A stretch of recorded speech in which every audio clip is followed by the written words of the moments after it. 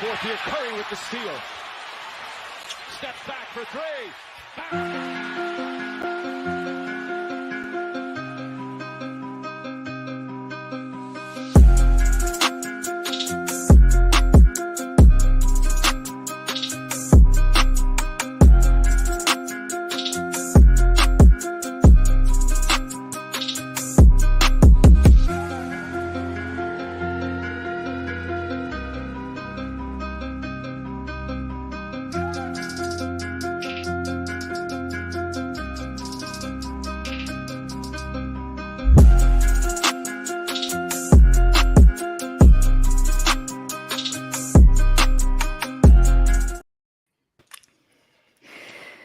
What's up, everyone? What's up with it? What's up? What's good? What's happening? What's up, y'all? What up? Yeah. How y'all Welcome doing? to Gina Reppin' the Bay Productions. And I'm Gina Reppin' the Bay. Rod Cali in the building. Jordan Watkins is here. We've got a great show for you tonight. First of all, go Dubs, even though they're a 500 team, that's okay. We've got a great show, a special guest for you.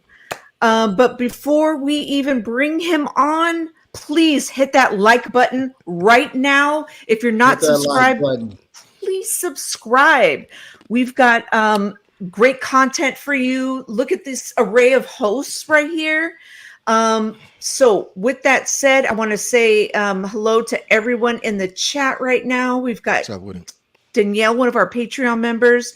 We've got Tanya. What's up? So, hi Dan. With that said, I want to welcome our special guest. If you don't know him, you've been hiding under a rock. He is well known on Twitter and on IG. Please welcome Warriors Muse. Welcome to the show. Thanks for having me, guys. Really appreciate it. Let's go. Let's get it. So let's start with, why don't you introduce yourself? Tell us about yourself. So my name is Manu, like Ginobili. I go by Warriors Muse, and I'm on Twitter probably almost all the time, just like posting Warrior stats, content, analytics, and a bunch of other fun stuff in between, live tweeting games and just putting like analysis and insight for, Dub Nation and for anyone else who wants to follow. And when did you come on the scene with that? Was it around the time when Stat Muse came out? Because I remember at the time when Stat Muse was coming out, all these news accounts came out. Or were you already on Twitter doing your, the same kind of stuff? Well, I've been on Twitter for quite a while, like probably like 10 years. Like I was like super young when I was on the app, but I felt like, I never really got the insight never really got to an audience. And when when all the Muse accounts and stuff started happening, I wasn't actually the guy who originally made Warriors Muse. Shout out to my guy Diego. Like maybe when they were at like around 1,000, 2,000 followers, I asked if I could post some content myself, because I felt like I had a lot of insight to provide, and he was like, yeah, sure. And then I just went with it, and yeah, now here we are, like a year later. And how many followers do you have now? Because I know it's a lot. We're actually less than 1,000 away from 50,000. Ooh, damn! Oh, congratulations! Crazy, I never thought that we'd make it this far with the website. I mean, with the app. Sorry, with the account. Thank you, and thank you, Tanya. Really appreciate it. it's about time we use got blue check and not the $8 one too on Twitter. I'm talking about the legit one. Yes. Exactly. I got a question. Earn your stripes. What got you into it? So, well, I've been a diehard basketball fan, diehard Warriors fan all my life. I'm actually from the Philippines, but I have like really strong ties to the Bay Area. A lot of my family lived there, my grandparents and stuff, and all my dad's side, they're all Dub Nation, so I became a fan then, just in time, like before We Believe, which is funny because like at 7, I didn't really know exactly what was going on. But all I knew was that it was pure madness. But I also love numbers. I love mental math and just facts, stats in general. So, just tying those two things together, I felt like gave me the ability to build this platform. When I see things that are going on during the games, and I ultimately try to make that association with, the context I already know from like all the stats I've looked for in the past. And then I like, end up pairing them together to make like crazy, never before known stats on Twitter and stuff. And I get obsessed over it a lot of the time, but this is my passion for basketball, passion for analytics, like summed up into one. It's pretty dope. You got like a top three people that you look up to? Yeah, I do actually. Let's see, off the top of my head, probably one of the main guys is the OG Raymond Ritter, Warriors Ah, PR. yeah. He's the original Warriors muse. And like the thing, I posted a thing yesterday called the Stat Pack, basically like inspired by Warriors PR and like certain stats they put before the game. He's a very big inspiration. As well as have you guys heard of Kirk Goldsberry? He's the guy with posting the really cool ESPN stats. Was it ESPN or Mm. something like that? But super cool visualization showing like, for example, like Steph's how crazy he is from three, and all of that. So I kind of want to get into the analytics field. So learning from him is like super dope as well. And honestly, there are just so many people that I look up to on Twitter, on Warriors fan base and stuff. It's just super hard to like narrow it down to just one. So it's a lot of inspiration. Raymond Ritter was actually walking in through my section Monday night. My Oh, brother's like, awesome. "Hey, you know Raymond?" And I go, "Yeah." Like, not know him, of course. He goes, "That's him right there. What's he doing in our section?" And I'm like, "I don't know." So we start following him with our eyes, and we're like, "He's helping someone to some seat." We're like, "But why here?" We're just like focused on that instead of the game. We're like, "Oh my god." Like he's some kind of celebrity or something. So funny. Um, Or we have a couple of questions from Miss Danielle, one of our Patreon members, and she is in the chat. So here we have her first question. So, with the departure of Wiseman and the defense still struggling, would you say letting Wiseman go was a bonehead mistake? What's your opinion? Um, Honestly, I don't think it was a bonehead mistake. As much as I love him and as much as I root for Wise, I really wanted him in 2020, by the way, as the second pick. I think it was right for us to trade him because I felt like it would benefit us. It would benefit Wiseman himself. I feel like he won't see any playing time with our given roster. We're kind of looking to contend. I know it doesn't look like it right now because we're 500.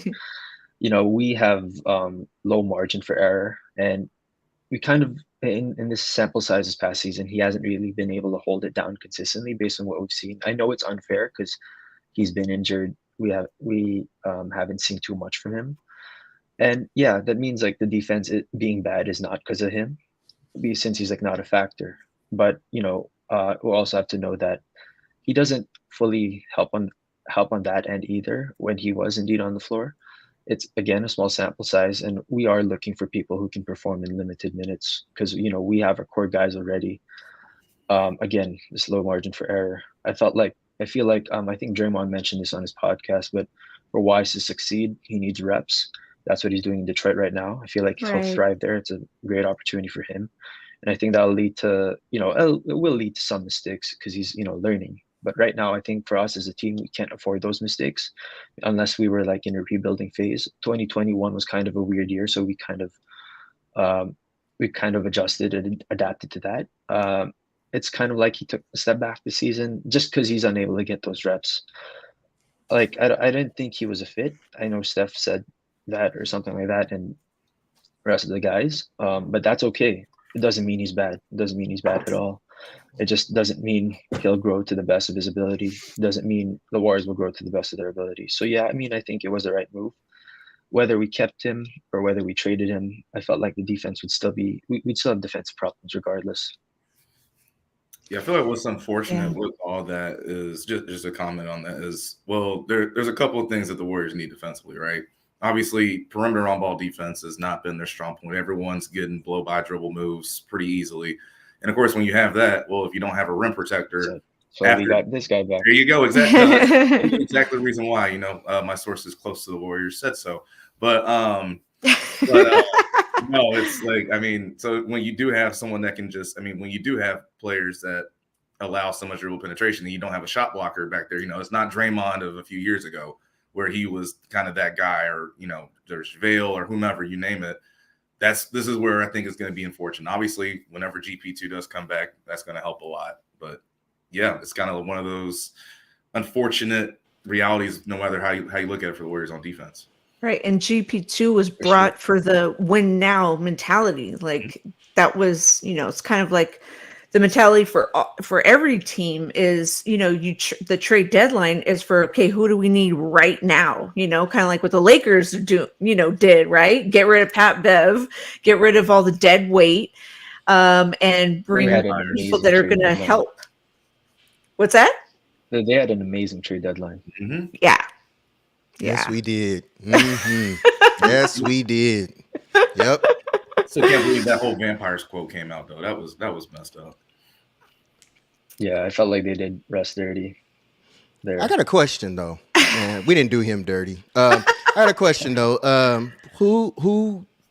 You guys don't have anybody over 6'10"?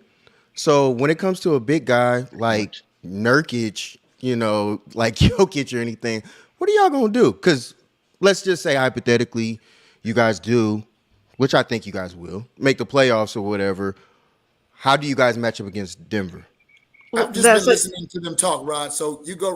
I'm glad you asked that question. I've just been listening to them break it all down. So I want somebody to answer that question. Let me go right back on mute. Yeah, me too. Let me just say one thing. I was at the game against the Wizards, right? With Kristaps Porzingis, who's fucking almost 8 feet tall, right? I mean, what can you do? You put like Wiggins on him. You put, like one of your best defenders who hasn't been having the best year. You put Draymond. I mean, you do what you can. But go ahead, guys. So Gina. So that's the funny thing. You're comparing Kristaps Porzingis to the Joker. Let me tell you from firsthand. I meant height-wise. I understand. But let me tell you from firsthand knowledge of Kristaps, who I'm a Knicks fan. I know. Kristaps. So he's probably one of the softest, bigger men we've ever seen in the league, outside of AD. But the bottom line is simply this: the Joker will have his way with Draymond. So if Draymond, just like you did last year, shout out to Damien and Terradome in the chat. You know what I'm saying? Like, man, Draymond gonna foul out. That's what he gonna do. He gonna foul out. He did last year when we beat him in 5 games. He's 1 away from a fucking suspension, by the way. But go ahead. And this is explicit language allowed, Manu. Go ahead. You brought up last year. You brought up last year, and everything is pretty much the same as last year, except for the record. It's not. Well, not everything's the same. But if we're talking about but if we're going to talk about individual player to player, like we saw the Warriors go up against Jokic last year, 4-1. We saw the Warriors go up against the best rebounding team in the league in Memphis and actually out-rebounded them in a lot of those games. Remember, that was a Kevon Looney crazy game that he had. So if you're asking questions about just one-on-one stuff, there is evidence for it. That's what I'm saying. My thing is, the problem is what is different from this team now compared to the team last year is how they guard on the perimeter. There's no GP2. There's no more Otto Porter, who was a much better defender than some of the guys they have now. Bielitsa had height. Shout out to St. Louis, Otto Porter. Oh yeah, but again, going back to the point of size, this is nothing. This is nothing new for the Warriors. It's not like all of a sudden they just got a bunch shorter this year. GP2 is not the same GP2 he was last year. And we know that is true because he's going to be coming off of an injury.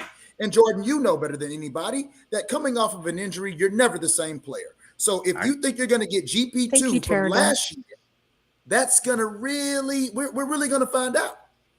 Well, we absolutely will. But again, my point is because we were talking about size, right? And guarding size. So I was just going straight to, okay, this is what happened when the Warriors had to go against size. We saw it over a series, multiple series. Last year, you guys were number 1 in defense. This year, you guys are atrocious. I said why. I mean, just because you said it doesn't mean that it's proven anything. At the end of the day, the chemistry along with it when it comes to basketball, you guys just ain't making it happen. That's just at the end of the day. The Celtics were number 1 at defense this year because we cannot stop anybody's dribble penetration. I said that.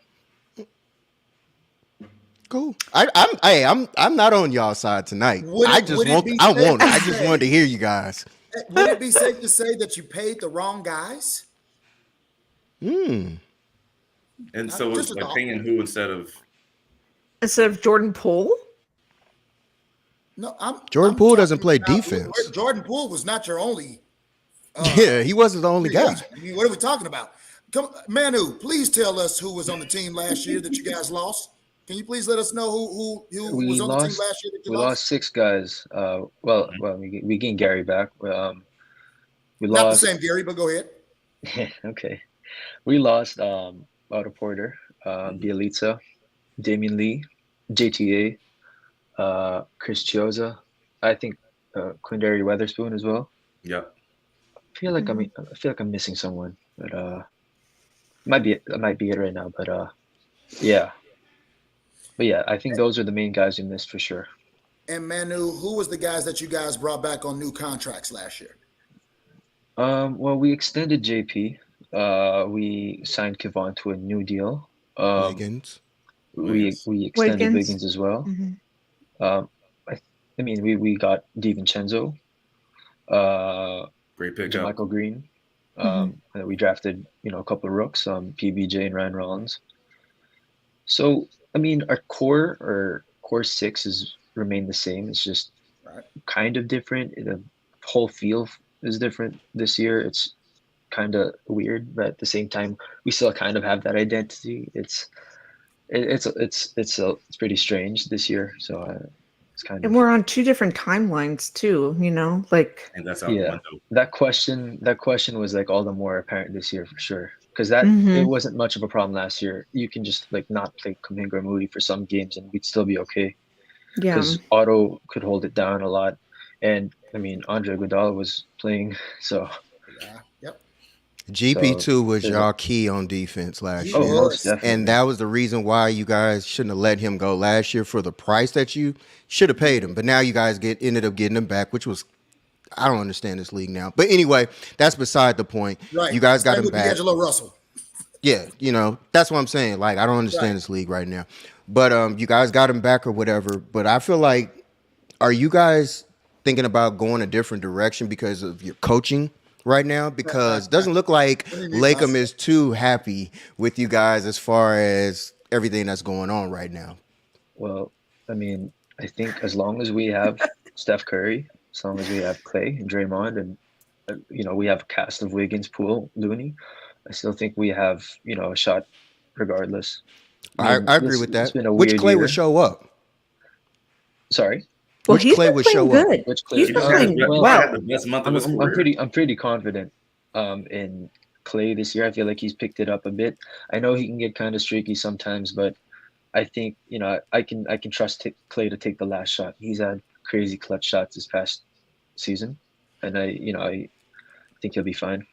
I think the issue is when Jordan Poole gets going, everything goes down right there. It's just shut down right there after that.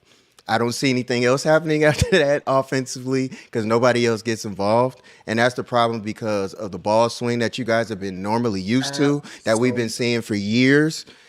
That has been the key of all keys. And now with Jordan Poole getting the money that he's getting and the responsibility that he's been getting, especially because of Steph not being there right now. Listen, this is I'm just saying. I didn't want to mention that, but Rod went ahead and but I was gonna wait, Rod, to get into that. You know what I'm saying? I didn't want to just, open the floodgates on the fact that you guys did pay the wrong people. Let's just go ahead and say it. Jordan Poole is probably the guy that is the reason you are not gelling. And I hate to say that because he's a phenomenal player. He's a good kid. He can score at will, but it's not the Warrior way. So you have added a third guy to the Splash Brother trio. Shout out light skins. You've added, you know what I'm saying, a third guy to the Splash Brother trio. Draymond was always the third guy. Now he's the fourth guy. You know what I'm saying? He feels some type of way. We saw practice. So, oh my God. I mean, like Draymond that like button, everybody.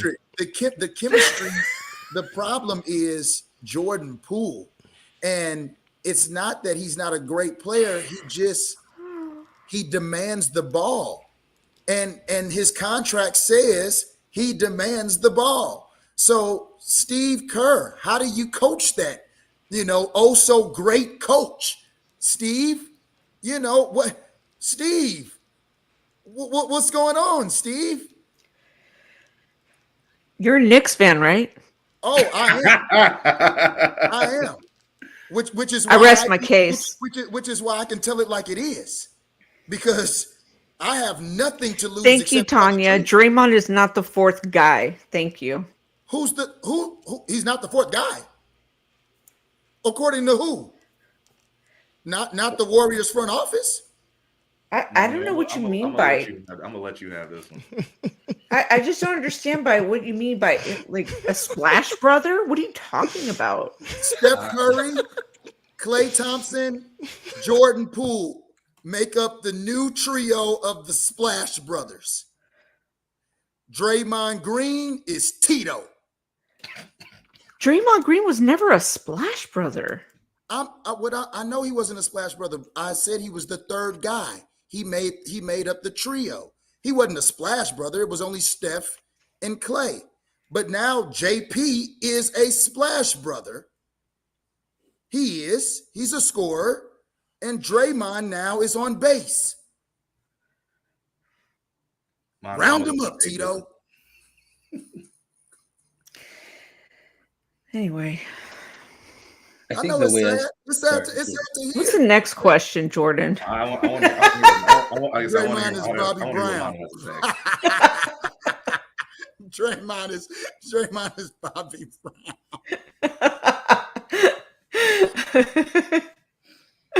Exactly. He was never a Splash. All right. So I'm not even going to entertain this. So the next question from Miss Danielle. With the Warriors' addiction to turnovers, what do you think can be the turning point in the season that can save us? Manu, the floor is yours. Yes. Okay. So I guess in terms of that, yep, turnovers have been terrible. Like the Warriors, in terms of what points off turnovers, when the Warriors give up 28 or more points off turnovers, they're 0-8. Yeah. Like turnovers. And they're crazy. Like there's no definite answer in terms of what could save us, because usually once one area is solved, one area is solved, there are holes in another. Like you see at the start of the season where the starters are killing it. I mean, they still are now, like when they have their minutes, while the bench at the start of the year just messed up. Every time we had a double-digit lead, that went away. The first 10 15 games for sure. Now it's the bench is stepping up while the starters haven't been able to close very well. It's a mix of a lot of factors, so I feel like we can't really pin it down to just a single thing. But I think personnel wise, we're just hoping Steph and Gary get back. I mean, if we're healthy, that's a lot of it already, because I'm pretty confident in our lineup. I know we have an abundance of guards, But I hope we can still get another guy. I think Bob may mention that they're not pursuing another guy from the buyout market. I'm not sure. Oh, Not sure if that's ultimate. I'm not sure if that's correct, but yeah. that would help a lot if ever we were able to, because we have a lot of defensive lapses in our second unit, and we have to stay solid throughout, and that's something we've missed because those few minutes, like, you don't see Draymond, you don't see Looney.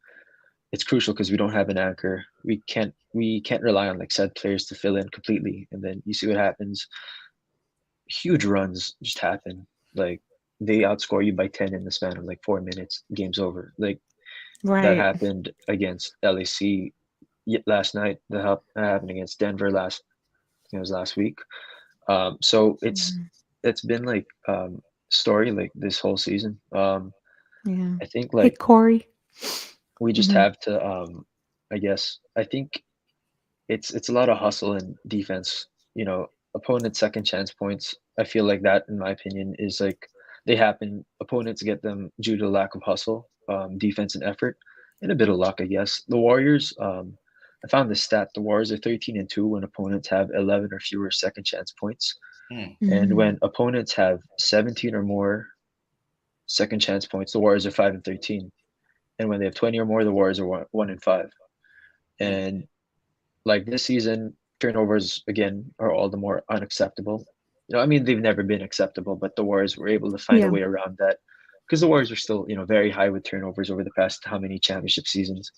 But we've been able to back that up with good D and good offense in other possessions. But again, Dubs are 0-8 when opponents have 28 or more points off turnovers.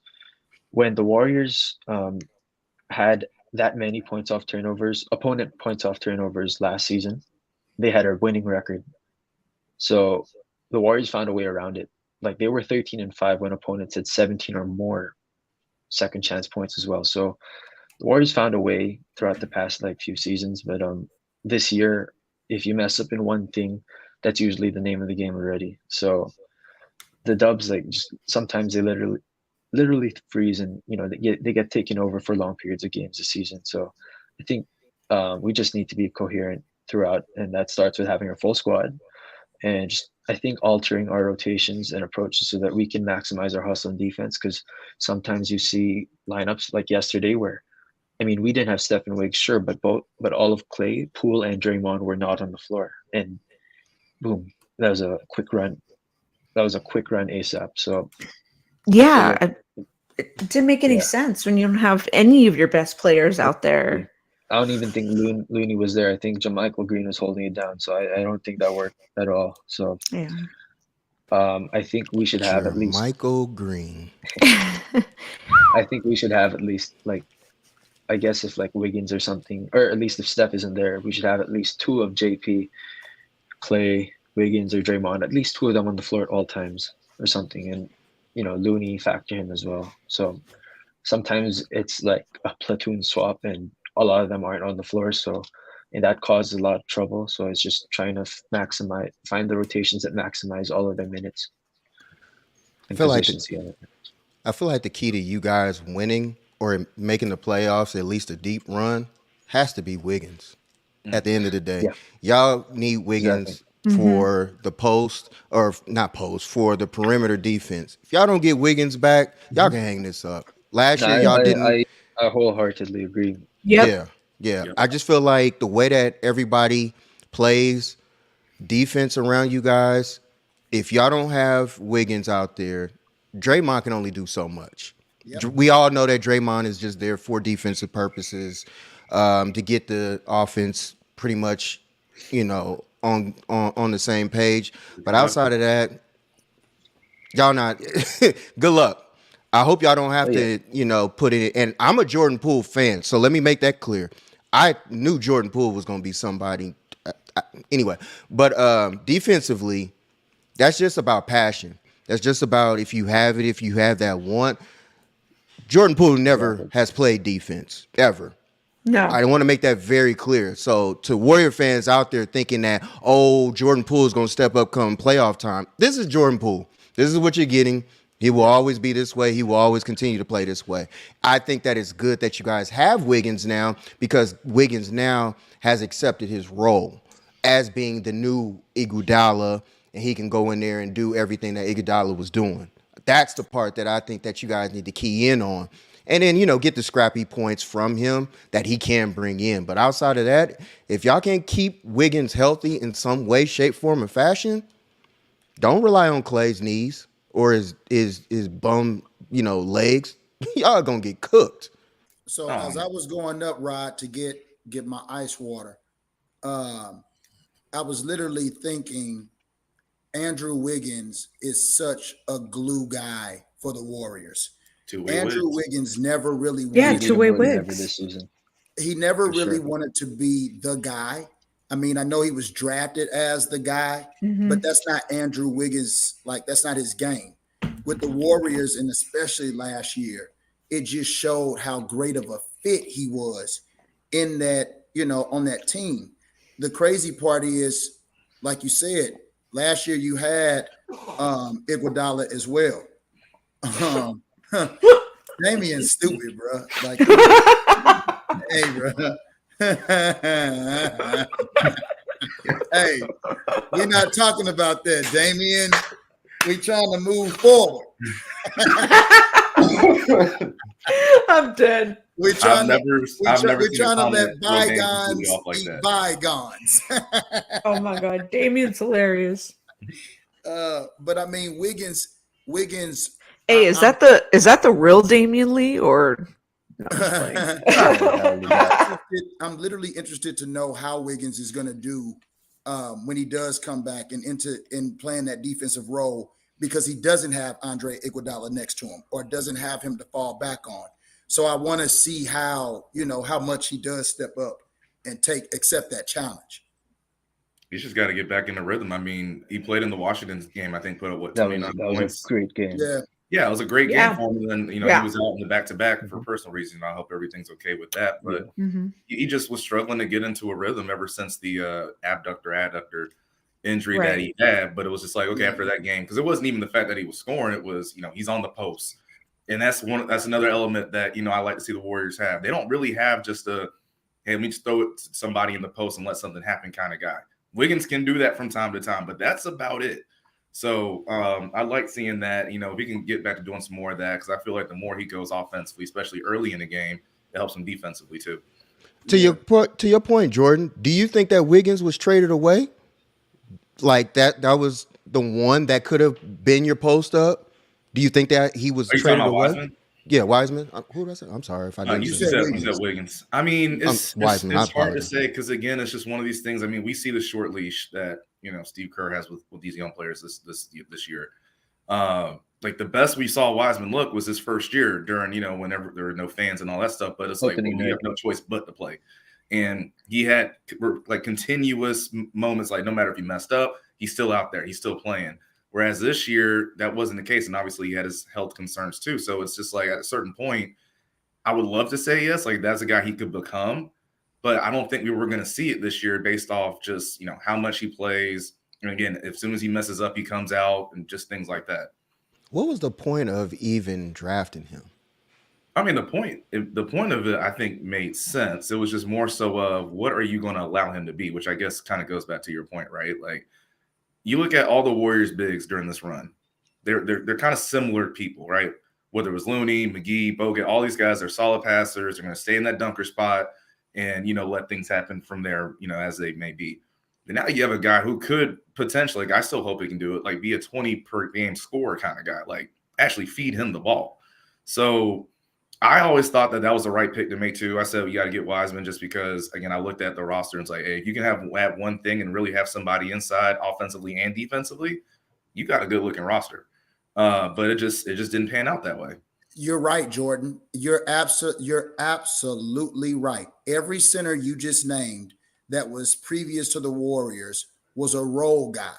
Wiseman is that potential, baby Embiid possibly. You know what I'm saying? Like he could, he can be a scoring center, and that's not Warrior basketball on offense. Like slowing the ball down, big man, y'all the Splash Brothers, and it's the reason for that. You know what I'm saying? We expect exciting offensive basketball from the Warriors, not, throw it down in the post and Wiseman dunk on everybody. That's cool, but it's not exciting. And I think the Warriors fans are used to exciting basketball, and it just didn't work.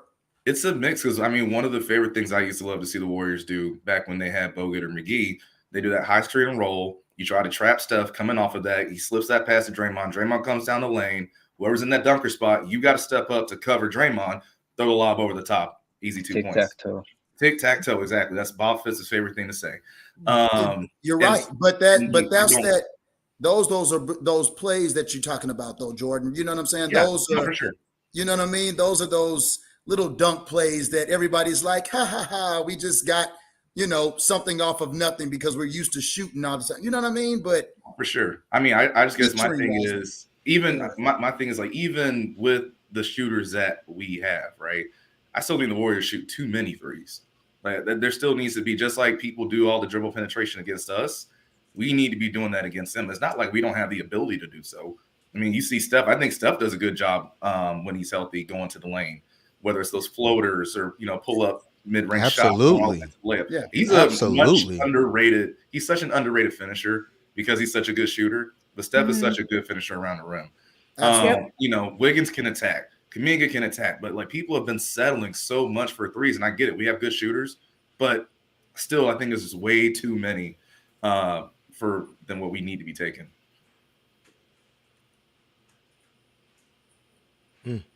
This is fun. I like this. Yeah. About y'all.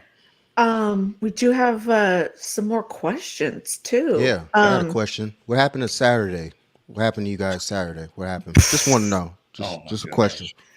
Just a question. What happened? I'm just sometimes fourth quarter meltdown. The crazy thing is, because I know like we've been talking about this, all started talking about turnovers. The Warriors, by just the way they play, they're going to have a lot of turnovers, right? Balls are moving a lot. But it just feels like this year, when they have turnovers, they come in bunches. It's not like turnovers are spread out. Yeah, it's just like if let's say if you have a 5 minute streak here, they'll go scoreless and have 4 or 5 turnovers in that 5 minute stretch. It's incredible. What you don't want to relive off of is thinking that you guys can flip a switch.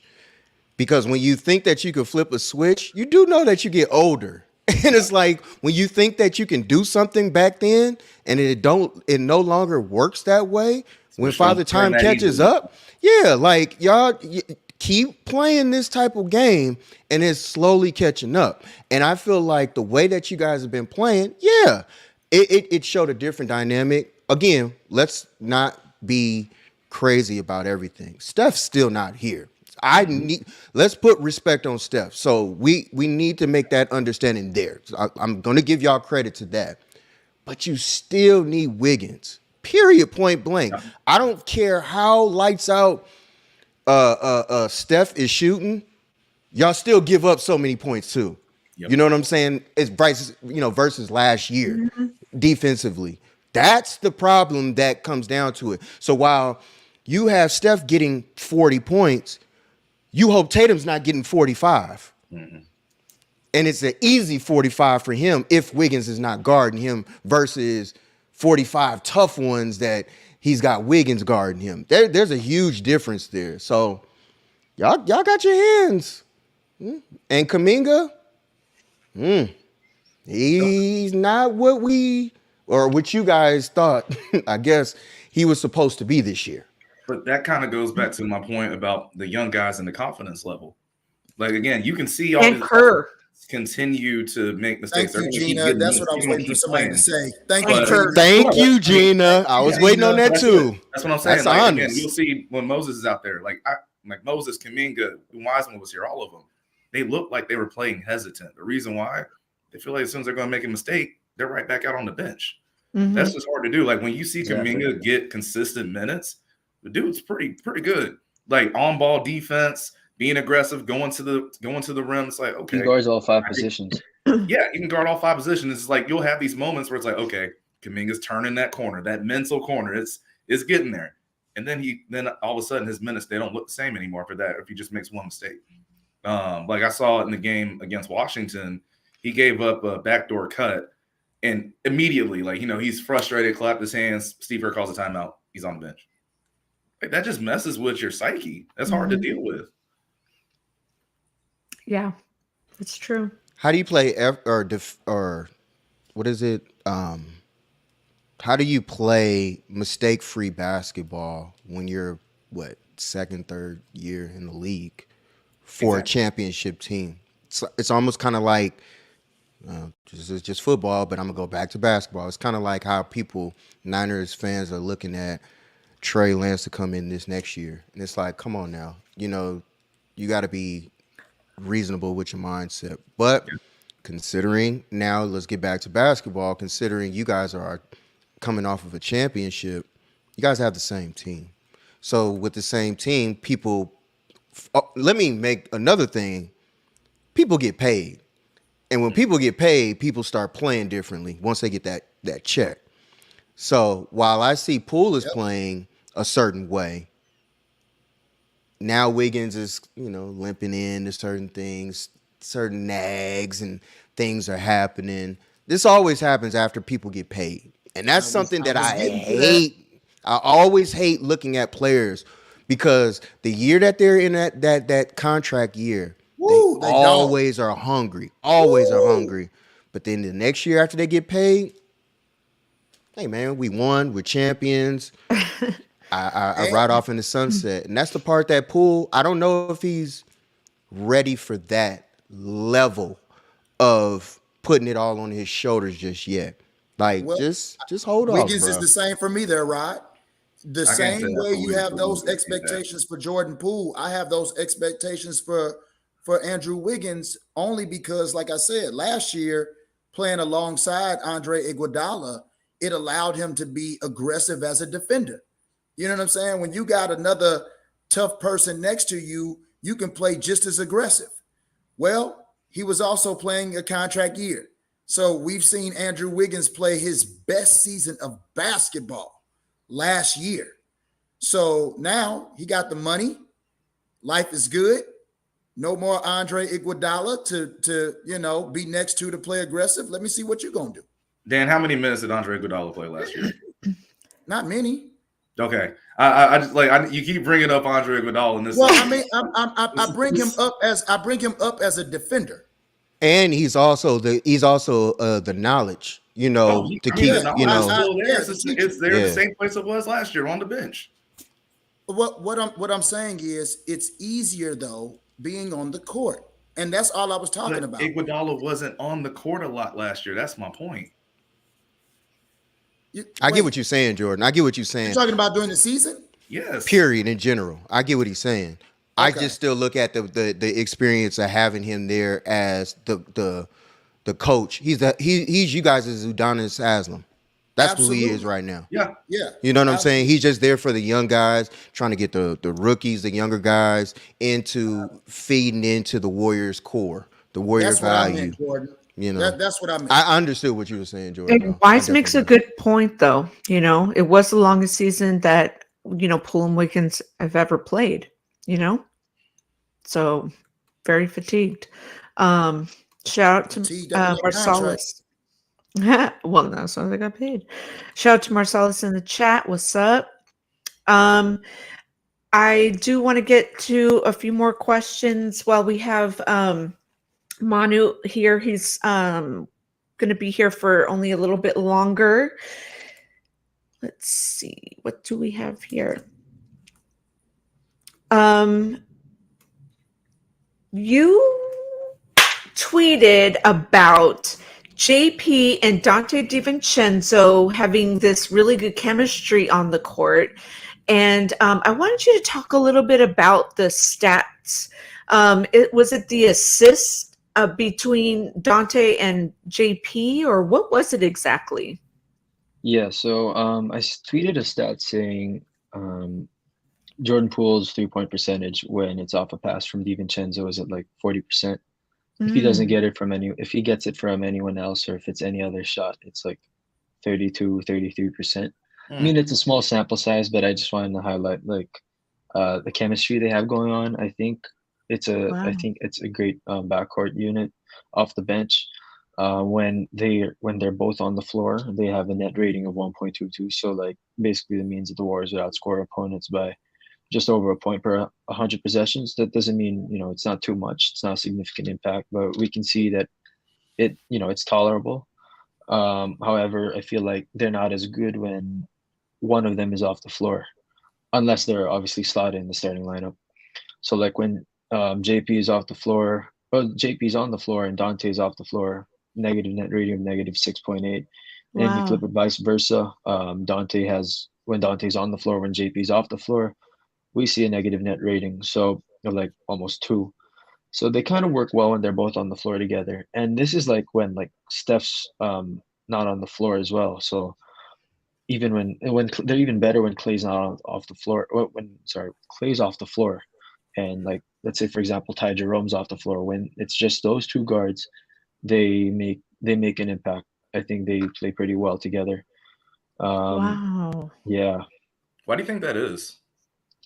I don't know. I think there's a little more defense when you have just 2 guards, because I know that Kerr a lot of the time experiments with 3 guards, and if one of them's not Gary Payton like last year, defense is susceptible to giving up a bunch of runs. That's why our fast 5 lineup hasn't been working too well this year. Steph, Clay, and Poole, that lineup hasn't worked well at all this season. I know we've started the 3 of them at the same time for a bunch of games this year, and it hasn't really worked compared to, like, let's say if you take out Poole and you put in Looney. So I think we're just like sticking with 2 guards. I think we're fine. We have a lot of backcourt guys now, so it's a little hard there. But I think with GP2 there, he can honestly he can guard like 1 to 3 for sure. So there's a little more flexibility there at least. I'll talk about GP2 as if he's the same guy. I really do want to see him off of this injury. I do. I want to see how he looks coming off of this injury. I think. I'm not gonna expect that he's like 100% as what he was last year, because I always like every time I think about a player, I always like expect the worst, just so I don't get all my like hopes up and stuff. But I think I still think he'll make an impact. I'm a Knicks fan. I'm not. I know what you mean. I know better than you, man.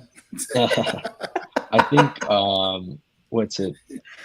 GP2, regardless of if he's like the best, as good as he was last year, he'll still make a net positive impact, like as opposed to any other player, because I still think he's that guy on defense. We saw it when he played us, just like that. He was just stealing left and right. He was hitting those open threes. He was doing the stuff he was doing with us last year. So I think Gary will be fine if he obviously gets to play. I know that he will probably miss among all the games left, it's probably gonna be half of the games or less. So I just hope he's healthy, because I think we'll be all right if he's on the floor. It's not good to start ramping somebody up come playoff time. For sure. That's not the good time. That's why I'm hoping he's on. Yeah, I'm with you. I'm with you. I was like, man, go on, Jordan. I was gonna say, here's the thing for me though, and Rod, I know you know about this. Playing defense can sometimes be contagious. Like if you have somebody actually giving effort on the floor, it makes everybody else out there want to give effort on the floor. I think that's how Wiggins became pretty good, because Draymond is next to him the whole time. Yeah, exactly. Iguodala's in his ear, so Yep. He really got that. Like he locked up Tatum. Like exactly what Dan was saying a while ago. So Draymond's still Wiggs doing good with his threes. Like it's not as often as when he was younger, but he's I saw him hit a 3 the other night. He still has to be more aggressive. This is his best, I was about to say the same thing. In like 6-7 years or something like that. So it's been okay to see. If you want Draymond to shoot threes, every team is going to beat you guys if that's what you guys are banking on. Draymond shooting threes. Like, and that's the thing. I don't necessarily need him to shoot threes, but it's when you are wide open, I need you to do something, like go to the basket, create something. Because I remember, I think sometimes it's super Lakers stagnant. Yeah, like I remember even in the Lakers game when it got to the 4th, what did the Lakers start doing? Sag off on him. They absolutely clawed down the lane. Top of the key, he was just there. He was just for there a few seconds, just like walking in circles, like dribbling in circles. Yeah. So, yeah, I wish there was more action there. It's giving him the Ben Simmons, Russell Westbrook treatment. So, oh Lord, Love the Russell Westbrook treatment now. He's yeah, you off do my now. team. Shout out.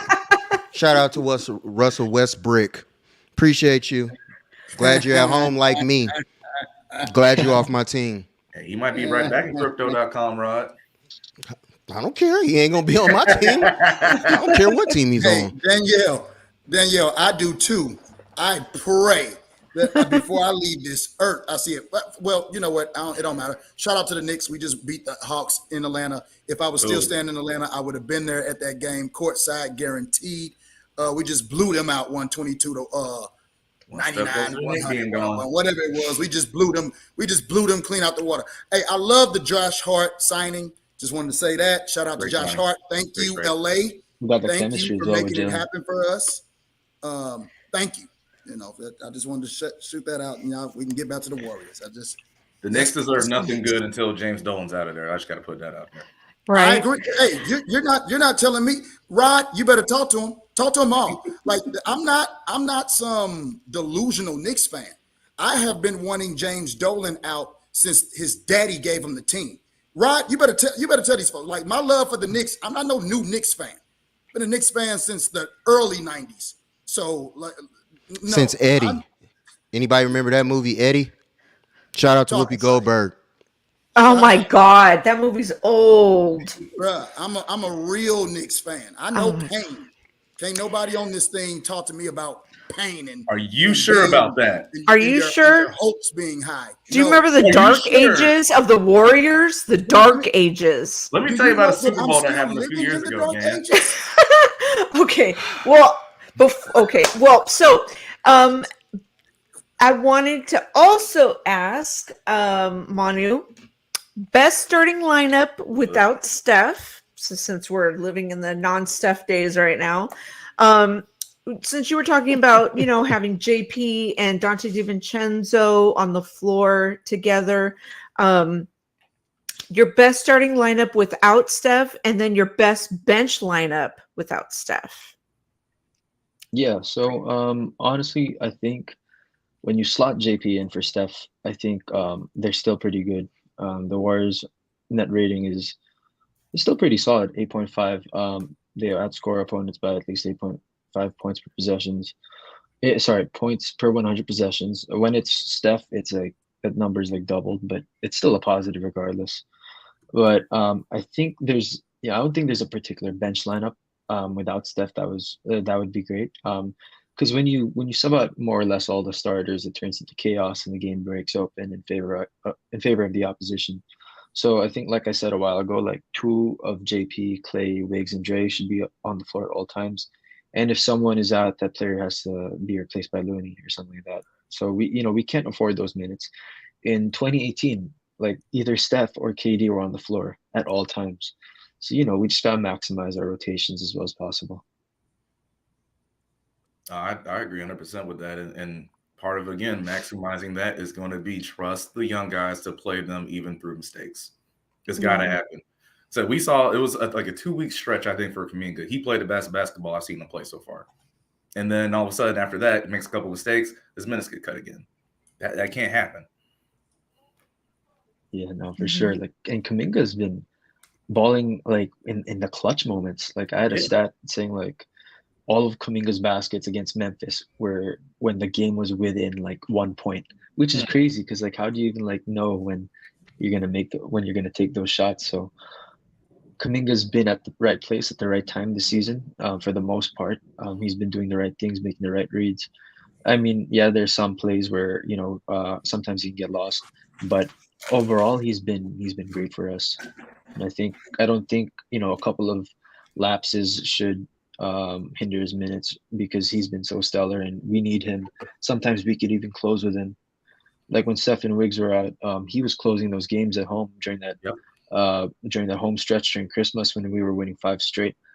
I think it was the Portland game or something like that where he was amazing on defense and the Warriors closed it out after being down by double digits in the 4th. So Kuminga, I feel he's a very clutch piece, a piece we need to succeed. Yeah, I mean, and outside of GP2, we talked about the dunker spot earlier, right? he's the best player that you had for that dunker spot. There was I don't remember who we were playing. I think it was Memphis.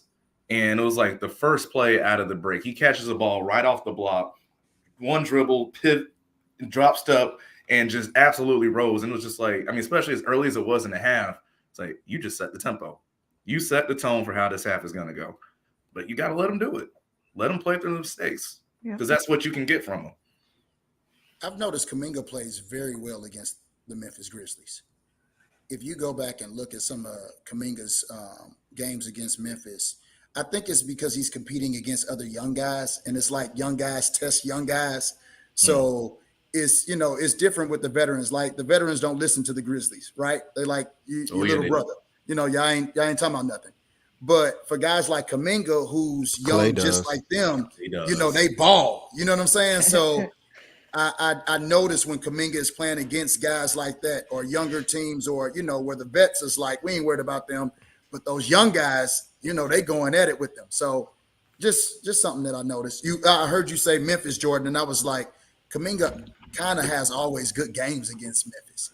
Well, I think part of it, back and forth on Twitter. That's right. So I know something's a little, you know, there's a little fire there too. No, absolutely. But I think it kind of goes back to, you know, what we're talking about with Rod earlier. That the team does that too, though. We've seen the Warriors play like, okay, this is how y'all can be against those really good teams. And then they'll have those games, you know, against the middle of the pack or lower tier team. And it's just like, what are you doing? I mean, even though they lost that game in Boston, that was a good game for the Warriors. You saw, again, like when Boston came here, they beat them. When they play the Grizzlies, they rise up to that occasion to play them. It just doesn't happen often. But so, again, Rod, it was something like, again, we talk about, you know, flipping that switch. This team still does that for certain teams in certain games. Now but you know what? It's getting to that point. You better make it consistent for every game. I was about to say, because now you guys are, you know, 500. You don't have Steph. And my thing is, right now you guys are in the 9th seed.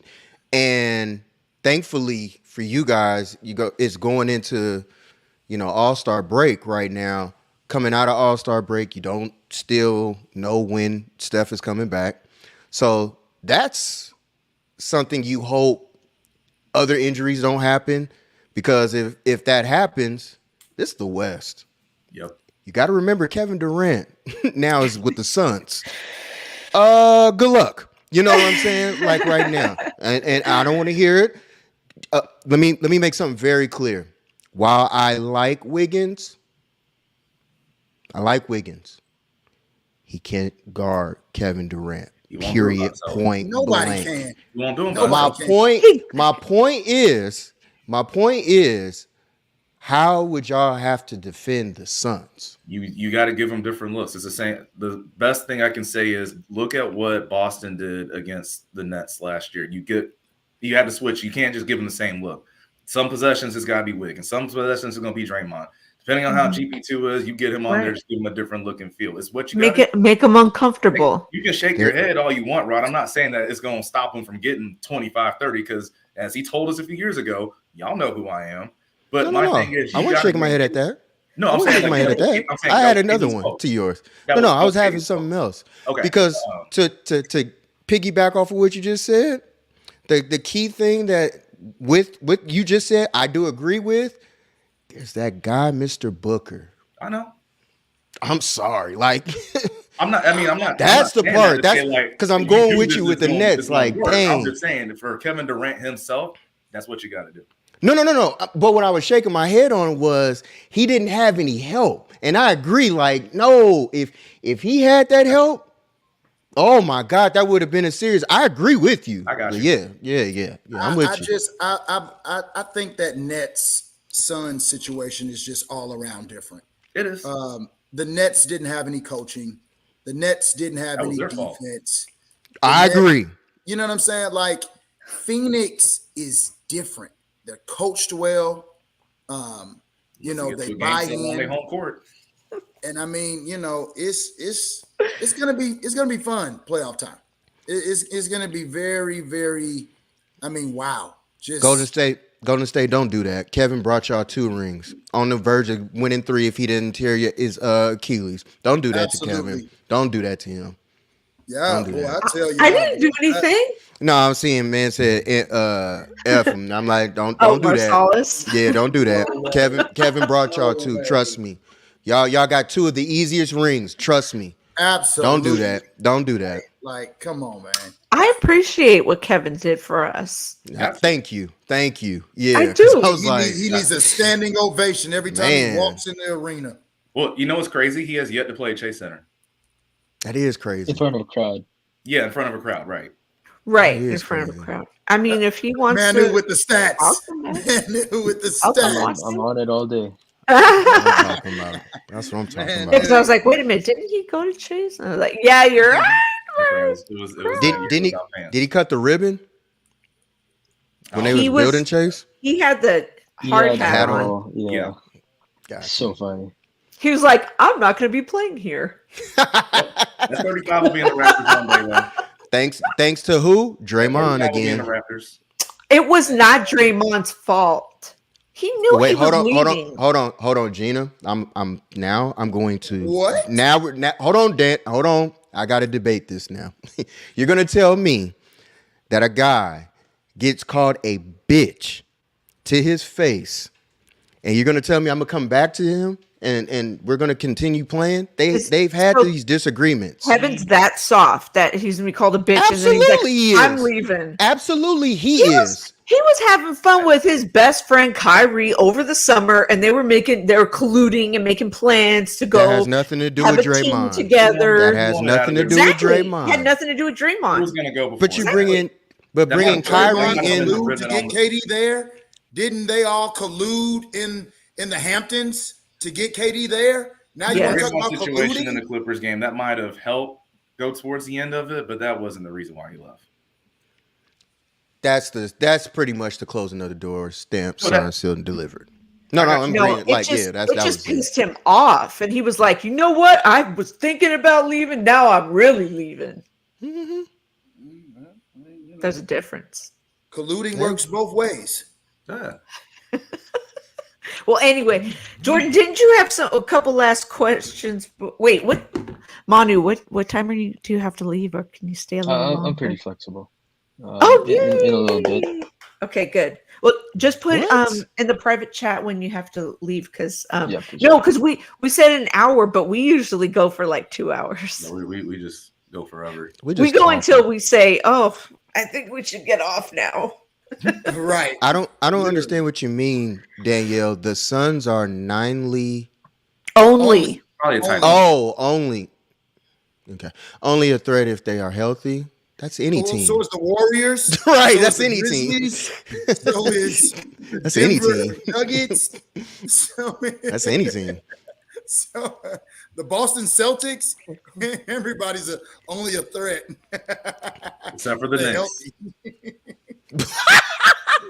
Except the Except Knicks. for who? Except the Knicks. Except the Knicks. Yeah, except the Knicks. Our All right. whole- everybody could be healthy. The whole everybody. The doggone the coaching staff, the trainers, everybody could be healthy on the Knicks. We ain't no threat. They need Stacey Patton to walk through the door. It wouldn't even matter.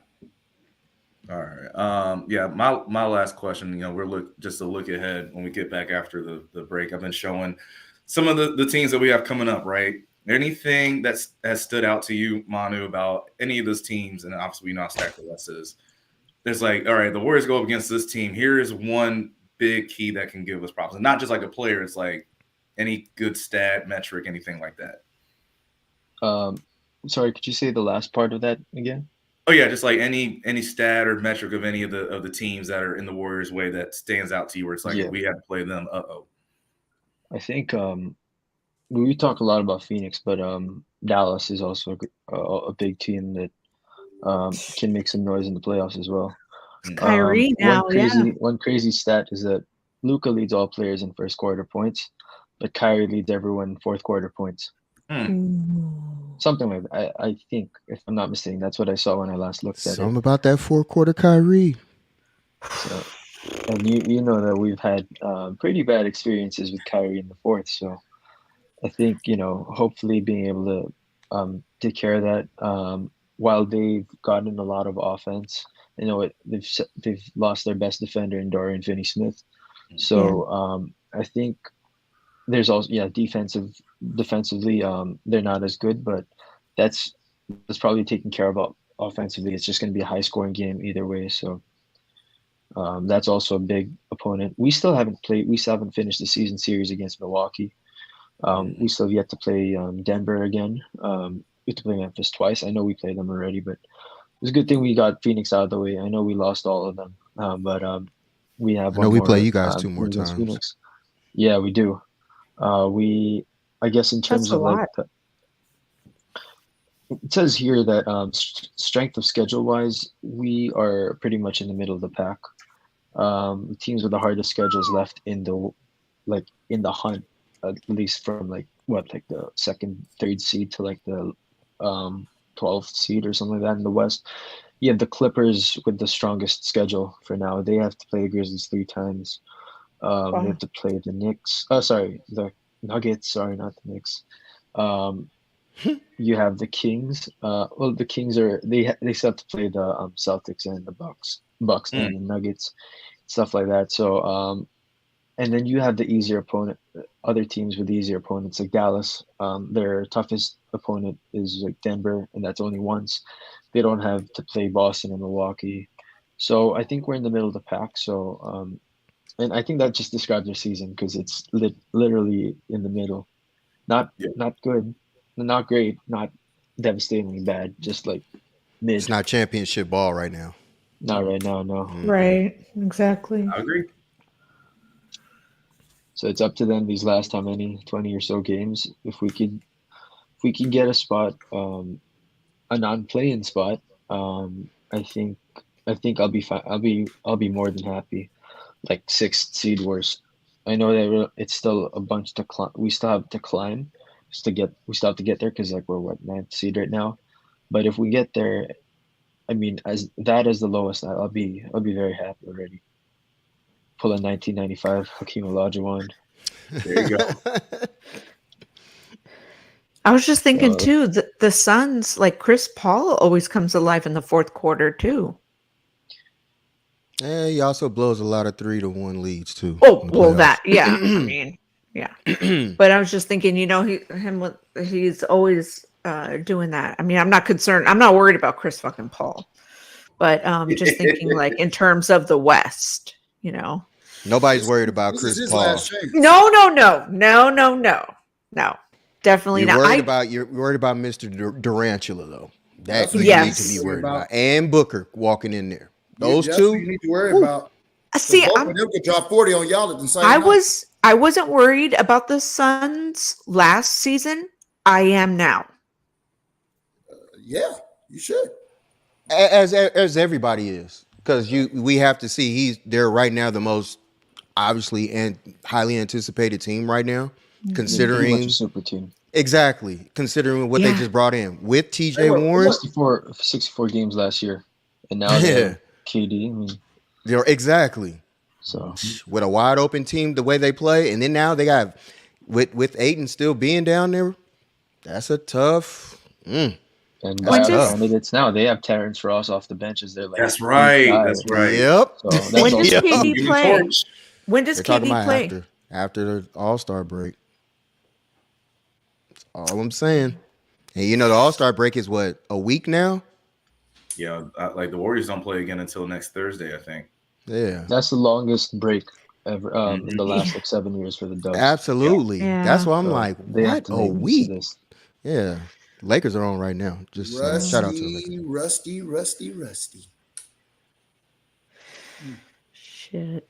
Let's put up the Warriors. Shout out to everybody in here. We appreciate y'all. Thank y'all. Hell yeah. All 6 people in here right now. Appreciate y'all. Damn right.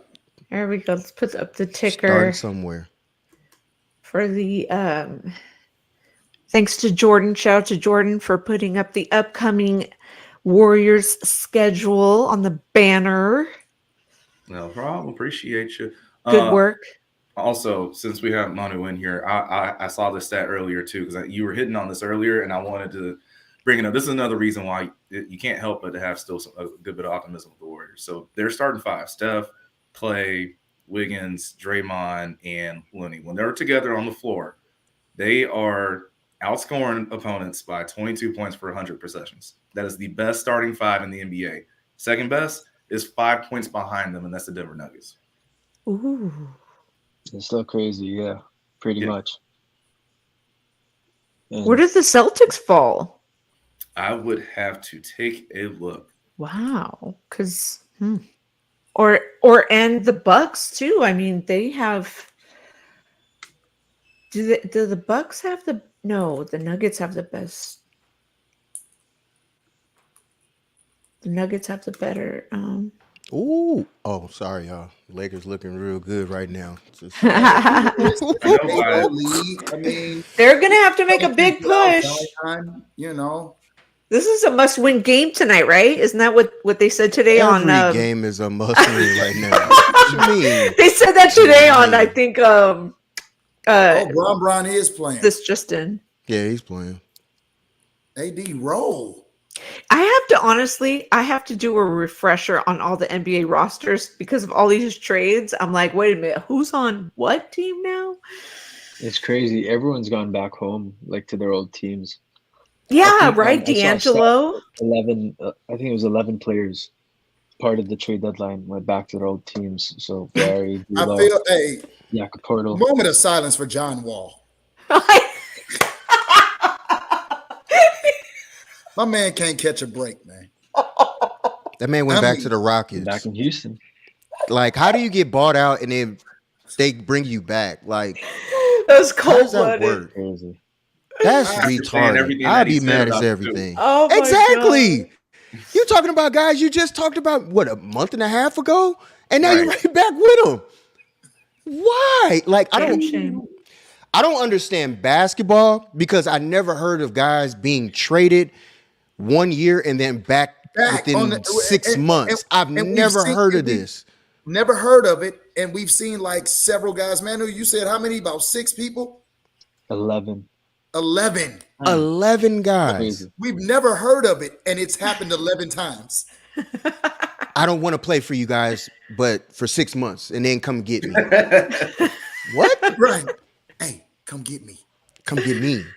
Hey, let's hey, Jordan Poole, hold your jersey up. Let's act like we, gonna do something, but yet we're gonna be teammates next week. All right. The next day. Yeah, like this is crazy.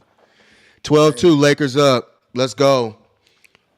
Who they playing? Pelicans. Pelicans. The Pelicans. Ooh. Pelicans are 30-28. Pelicans. Just saying that. They just can't. Oh, Pelicans They are don't good have Zion playing again. Yeah, they don't have Again? Yeah. Yeah. He's out for well a after minute. the Again. Yeah. God, what's wrong with that guy? Hamstrings. Yep. Hamstrings. You That big body boy. ain't built to last. You can't help. Hey, He's not. When you jump that high and have And that much hard, going and on, you that heavy. That's a lot of force going up and down the ground. hey, That dude is big baby, an athletic big baby, man. hey, at playing weight when I was 208, coming down on your knees and I'm 6'2", it hurts. So I can only imagine when you're almost 300 pounds. 300. I can tell That you. dude it is don't a feel good. tank. That dude is a Same tank. size, arguably, huh, Jordan? Yeah. He might have me by about 2 inches, but besides that, weight wise, Yeah, not the same. y'all about the same. So just imagine how his knees are like. And I mean, he No going way. up. It ain't like he's, just no, my man is. And he can jump. Like, Do that again, that's man. scary.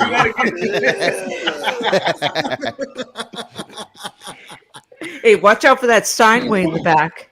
Oh, no, that's way back. That's way back in the back. We good. That's way back in the back.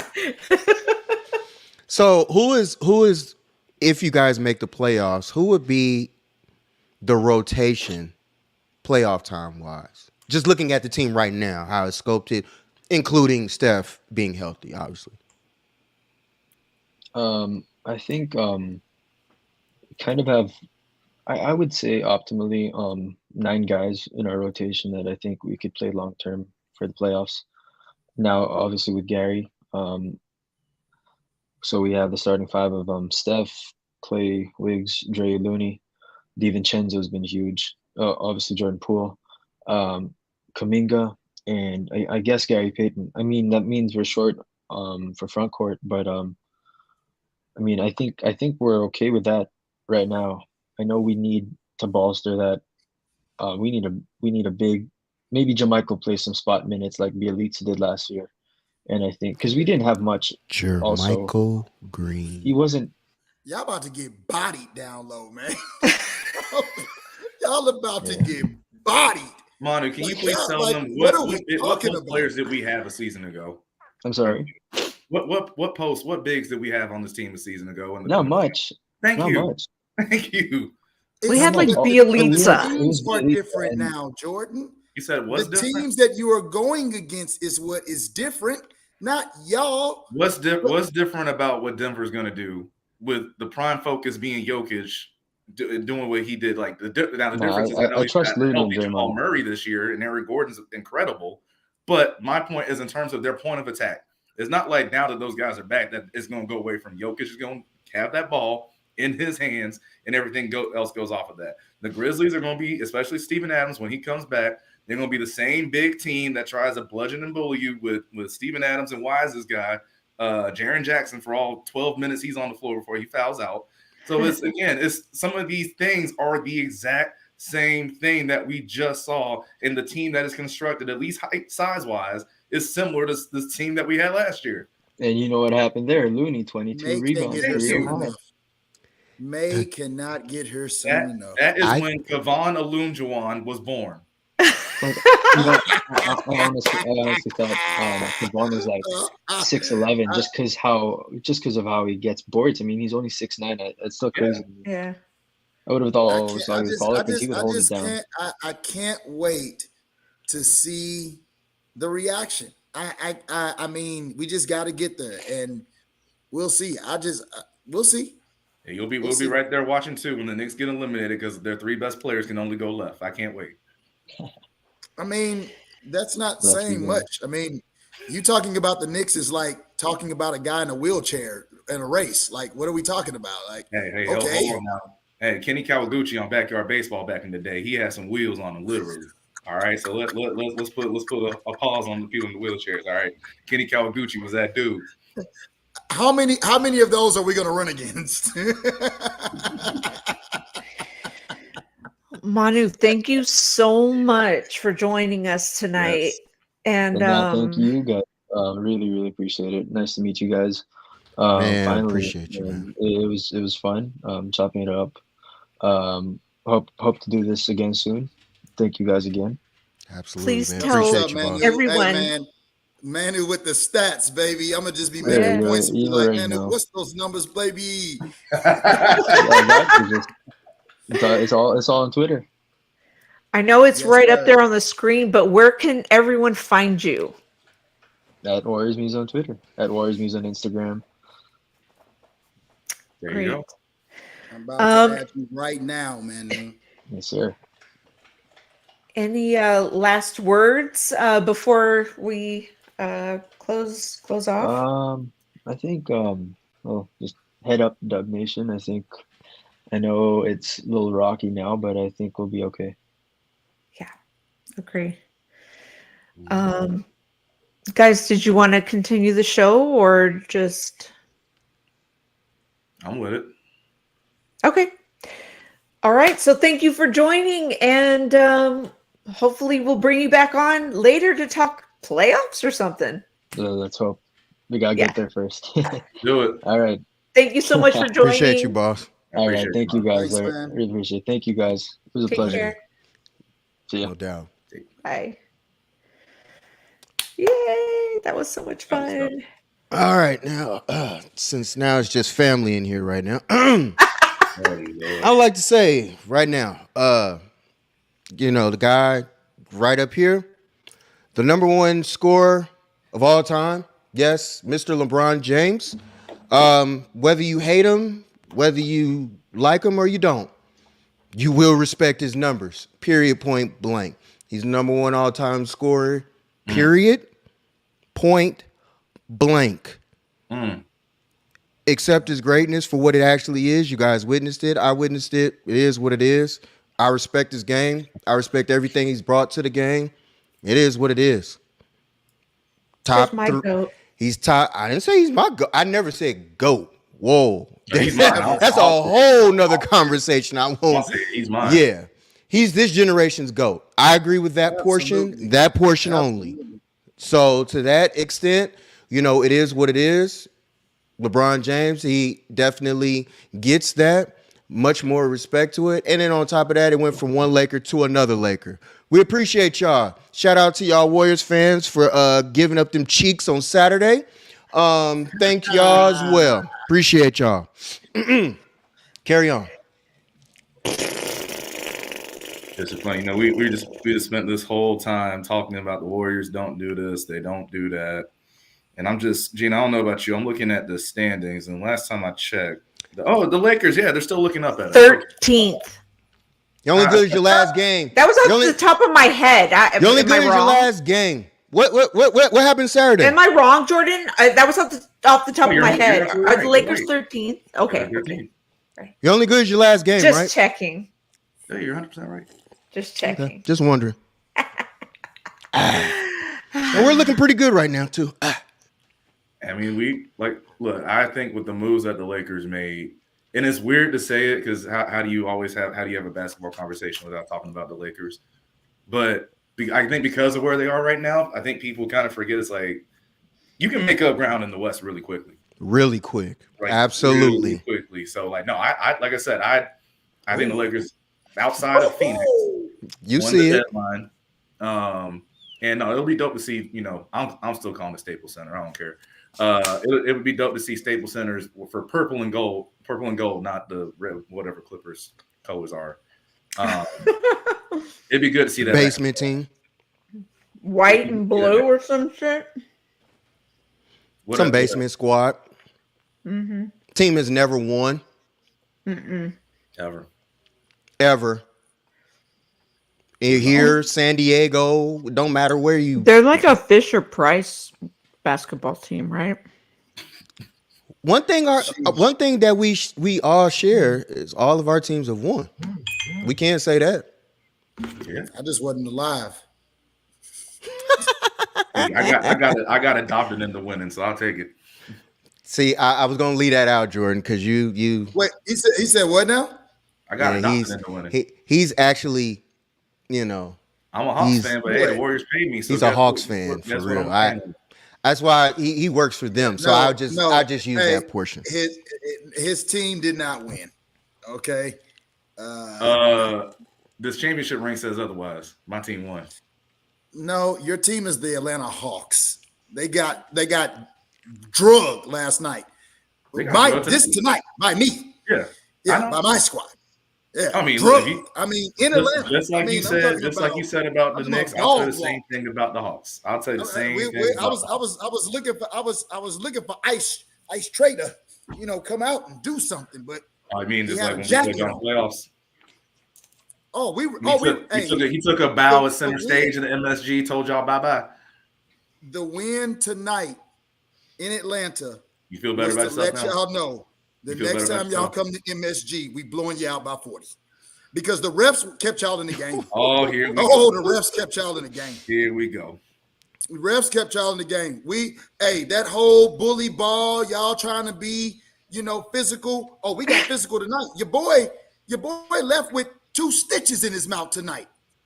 Yeah, DeJounte, I saw that. Your boy Javante Murray left with 2 stitches in his mouth tonight.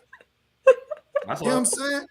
Like, hey, Atlanta, you're gonna come to MSG and get. We ready. There's nothing about MSG that intimidates the Hawks. I can tell you that much right now. That's fine. Nothing. But Atlanta gonna get that work. I hope we match up with y'all in the playoffs first. Oh, let's do it again, please. Let's do it, Jordan. We going right there at center court again. Jordan, we are going to one of those games. Hey, if you're gonna get that ticket, I'm with it.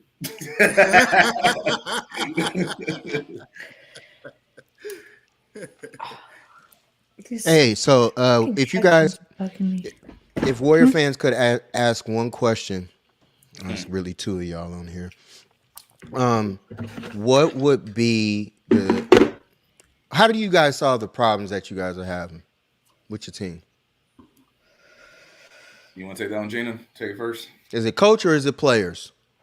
Oh, it's everybody. Like it's got to be an organizational wide accountability.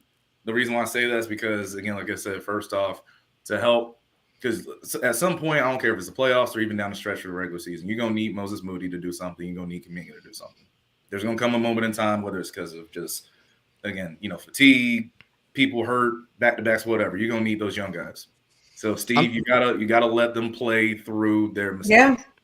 Yeah. I'm sorry. Was it Draymond? He said, I think at the post-game press conference yesterday about just the energy and the focus. It's not there. There's nothing that a coach can do to make you want to focus and care about defense. You just got to do it. So it's everybody. Right. Defense is number one. If you don't have a fucking defense, you're not going to win anything. Nothing. You're just not. I mean, when you said we were like number one defense, well, Celtics were number one. We were in the top last season, but we beat the number one defense. And how are we going to do that this season? We can't repeat if we're playing like a 500 team, which we are. You are what your record is. Yep. Y'all won't repeat the way y'all playing. Not right now. Won't. I don't even think y'all. Not this season. The way y'all playing right now. Scratch that. I'm just being right. That's honest. what I'm saying. Like right now, no. The rate y'all are playing, y'all not making a play-in, let alone the playoffs. The rate that y'all playing right now. Right. I agree. But luckily it's not even. You got plenty of time. That and it also plays a part on the chemistry of having Peyton back. Just because he's coming back to this team, it's been time that's been in between. You don't know what type of team that you guys truly have from last year. And on top of that, egos play a big role in it. On top of that, you have a light-skinned, the light-skinned, pretty boy on your team, Mr. Poole. Yeah. Mr. Light Chin, I should say. Instead of light skin, light chin. What's up, Eric? Poole. Yeah, what up, Eric? Light Chin Poole. It's just a mere fact of because he's been like, it's no way. I'm sorry. I have to say this to y'all, Warriors fan. It's no way I can be a locker mate and right next to the guy that knocked me out and tell me that y'all got good chemistry in that locker room. It's no way. A man has been in the locker room before. It's no way that thing is working. Jordan, okay. I was about to say, Jordan, I've been in the locker room where someone got punched too. I know it. Right next to each other. I've seen it in high school. It's I've no seen it in Little way. League. I've seen it in. It's never the same. It's never. They can say that it's squash. They can say all that. I'm telling y'all, the moment that videotape came out, that's when y'all chemistry said. Because there's no way that y'all. This is the reason why when I tell this to Warrior fans, they want to sit here and tell me that I don't know basketball, and I'm like, I played the sport. Listen, that's not even a basketball. That's my whole point. That's my whole point. I agree. Because here's my thing. I first heard about it because remember, like the video came out a day or two after, and so I remember when I first heard the report, it was like, oh, okay, they're getting a little testy during training camp. Cool, I like this. We're building something. And then I saw the video. I said, oh, never mind. Oh, never mind. Exactly. They building something, all right. It's just it's this exactly. There's no way you guys should be 500 right now. No way. Well, to your point, that's another thing with it too is I can't even think off the top of my head how many games the Warriors have blown this year when they've had a lead in the fourth quarter. It's been too many. It's been way too many. And that, so part of me, again, talking about the optimism of, can the Warriors fix this, turn this around, yada, yada. It's like, well, I think they can. And that's a big part of it. You have to have a lead to blow in order to blow a lead. So, but man, yeah. And then on top of that, you got to look at this. Last night, Draymond was frustrated about the defense. Mm-hmm. He's the only defensive player on the team. Well, not the person he's talking about sits right next to him. He just couldn't say his name. And see, this is the reason why I look at stuff and say to myself, how do y'all think this is going to work? But see, that's my thing. Like, y'all have to get rid of Draymond immediately. If it was just Jordan Poole not playing defense, got you. But mostly it's everybody. That's what I'm saying. Mostly nobody's playing perimeter defense on this team right now. I agree. But just because cooler heads have prevailed and you guys don't know where you guys really stand now, you can't just throw out names. So what they'll do is they'll use a blanket statement as a team, we're not playing defense like we've known to play. And certain guys on the team aren't stepping up. We've always known Draymond to call out names. Why you ain't calling out names now? Because you it's got the to sit guy there and call out everybody on the team. You see my point? But my thing is, knock him down once. You want to knock him down at the podium too? Like, look, we were down. I was down there. What was it, the Wizard game? Yeah. You have Monte Morris doing one basic rip dribble, getting by people. Not just Jordan Poole. I'm talking Klay Thompson. I'm talking everybody. Everybody. I agree. So that's my point. Because, like, you don't have to call out people's names. Because it is everybody. It literally is everybody. It's everybody. I think that going into they got chemistry. The break. They're in a meth lab. Going into a all-star break, having bad chemistry, and now you guys got a week off, and now you guys got to turn around and come back to it again, and then try and recreate this quote-unquote chemistry to get back on the same page. Yeah. And I mean, to Wise's point, I think the bigger part is without a doubt the video getting out, because nobody would have been talking about it as much or as long if the video doesn't get out. Oh yeah, Wise. I'm not talking about this is the first time, but I'll tell you this, Wise. That's the first punch that's really gotten. Yeah. I can guarantee, Wise. For the life of me, I know you know this. Let's that you can argue all day as teammates. We can push. Oh yeah. Anytime a blow connects with another man's chin, y'all can cancel that chemistry all you want. I don't care. As a teammate, it ain't about to happen. Y'all can miss me with that. Unless you are Steve Kerr. And unless you got to get your get back and nobody's breaking it up. Or Jordan, there's no way you're gonna let me take off on you. A ring. But that's like y'all better be.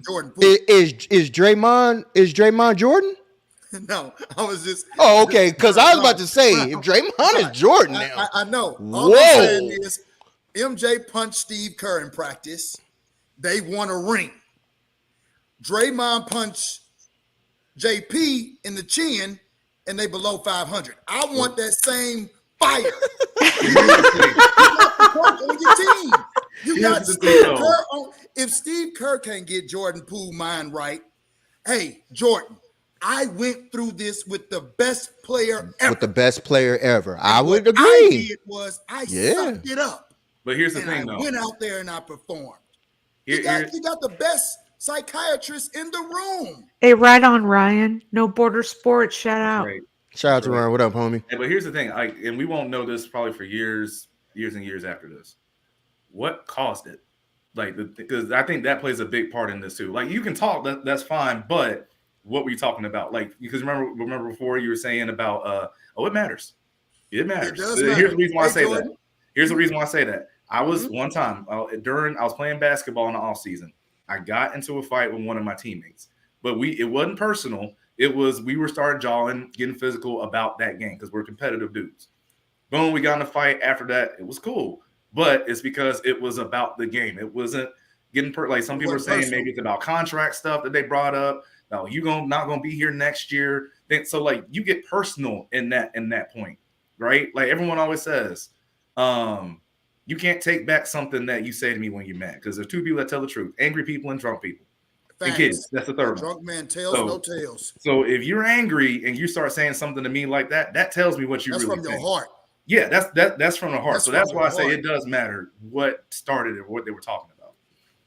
Okay, let me ask y'all. Jordan, I thought you was going along the lines that I was talking about earlier.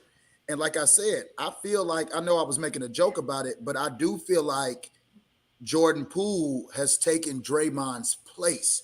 And not as like, you know what I'm saying, what he brings to the team, just, I guess, notoriety or, you know, the green light to do certain things or, you know, and Draymond like, no, homie, you need to stay in your place. You know what I'm saying? And I think that's where the rift is. I don't know if that's true or not, but you can just kind of see it. You know what I'm saying? Like Jordan Poole gives you asshole vibes. Draymond talked about that 2 years ago. Before this, he said like he comes into practice, he's talking, he's chirping, like he lets you know, like I'm here. He said that like that, and that was way before the punch happened. Right. So we don't know what the continuation has been like 2 years. Wise, why don't you just come on the show? Shit. Wise busy. Look, if it gets to a point where you punch somebody, you obviously care about something. I think also you got to look at this perspective too. Now, this is something that you all really have to take upon value for what it actually happened to. People bring in personal things from practice. So they try and take out that frustration. And we got to remember, thank you. And we remember, that's why, in my opinion, both sides can be, you can have things that actually mean something on the floor, and you can have personal things that can get you in your mentals and then go from there. So that's why I feel like when it comes down to it, it's a little bit of both. And I think that whatever you got going on back home, that spewed into what happened and went on. And that just carried on to a point of, I feel like Jordan Poole was doing the same thing he do every day. He been doing this every day. Draymond brought to practice his personal side. And with Jordan Poole talking, that day I'm not feeling Jordan Poole. Clearly, what happened? You know what I'm saying? Yeah. So that's why I say to the situation, I think it's both-sided. Like, you can be personal and you can be on the floor too. It all depends on which side did you get that day. And that side, I think that was more personal. Yeah. And even Draymond said it. Yeah. That personal side came, I had other junk going on. He kept yapping. I took advantage of what happened that day. Yeah. I agree with that.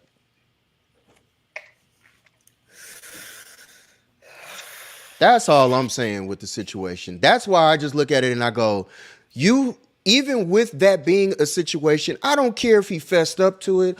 I don't care if he apologized in front of the team. I don't care if he apologized to my mama.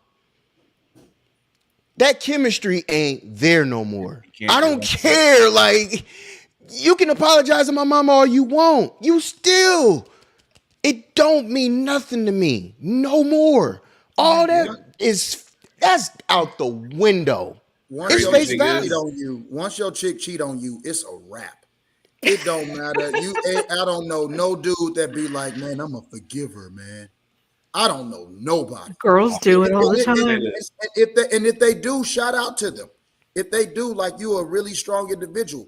I just don't know a lot of men that, you know, their ego is going to take the fact that, you know, 2 weeks from now, you're going to think about her being with Tyrone, dog, or like, hey, man. Why do women take back their men, though, when they cheat? Hey, they're stupid. But anyway, on the other side of it, you gotta look at it from this perspective, that's too. That's a whole nother podcast. Yeah, that's a whole nother one. I don't feel like getting into that. But then you gotta look at it from this perspective. I wonder if Danielle's right. At the time of all this going down, Jordan Poole was waiting. Jordan Poole was waiting to get paid. Mm-hmm. Remember, he wasn't talking to no press at that time. Mm-hmm. So when all this is going on and going down, he's sitting up there trying to salivate and trying to save face. Look here, man. One thing I still got as a person, I'm still a man at the end of the day. I'm going to get paid regardless one way or another. And I want to know that secret, Danielle. It's nobody who's going to punch me. No way. So I'll He's put. taller I'm than not gonna Danielle. There's say. no man that's gonna punch me, Yeah. and we gonna be right next to each other. Nah, miss me with that. Nah. The only thing is there's one strong band-aid that they can put on this. You better start winning games. That's the only Right. way. Hey, that is it. That's That literally is it. Yeah. Because That if you is don't it. win, Draymond is gone this summer. Yeah. Let me make that very clear to Warriors. Okay, yeah. Draymond is gone. Like, if y'all thought if this organization was going to take on what Draymond is doing, it probably took Steph and Clay to walk in there and say, "Hold on, y'all, we got him. We got him. You We know got what, him." Rod? I want to tell you something. Go with it. A season ago, when people were saying get rid of Draymond, trade Draymond, I was saying fuck no, he's a Warrior for life, la la la. But after what happened, my whole mindset has changed. I could see right now that it doesn't even matter anymore because of what happened. Okay, let me ask you this. Excluding that altercation, why did you have him as a Warrior for life? Let me ask you that. WFL. Yeah. Why did you have him at that? Because of the chemistry of what he does for Steph, Clay, the fact that he's been, like his tenure there, and he's just so like efficient, the way he is like a floor general, and how the passing, he's like the point forward, he's one of the reasons why it's sort of like positionless now on the Warriors. What in his game has changed? Well, he's gotten older. Now LeBron is 40 years old. I don't want to hear that. Okay. Because everybody's Okay. LeBron. All right. Okay. Exclude that.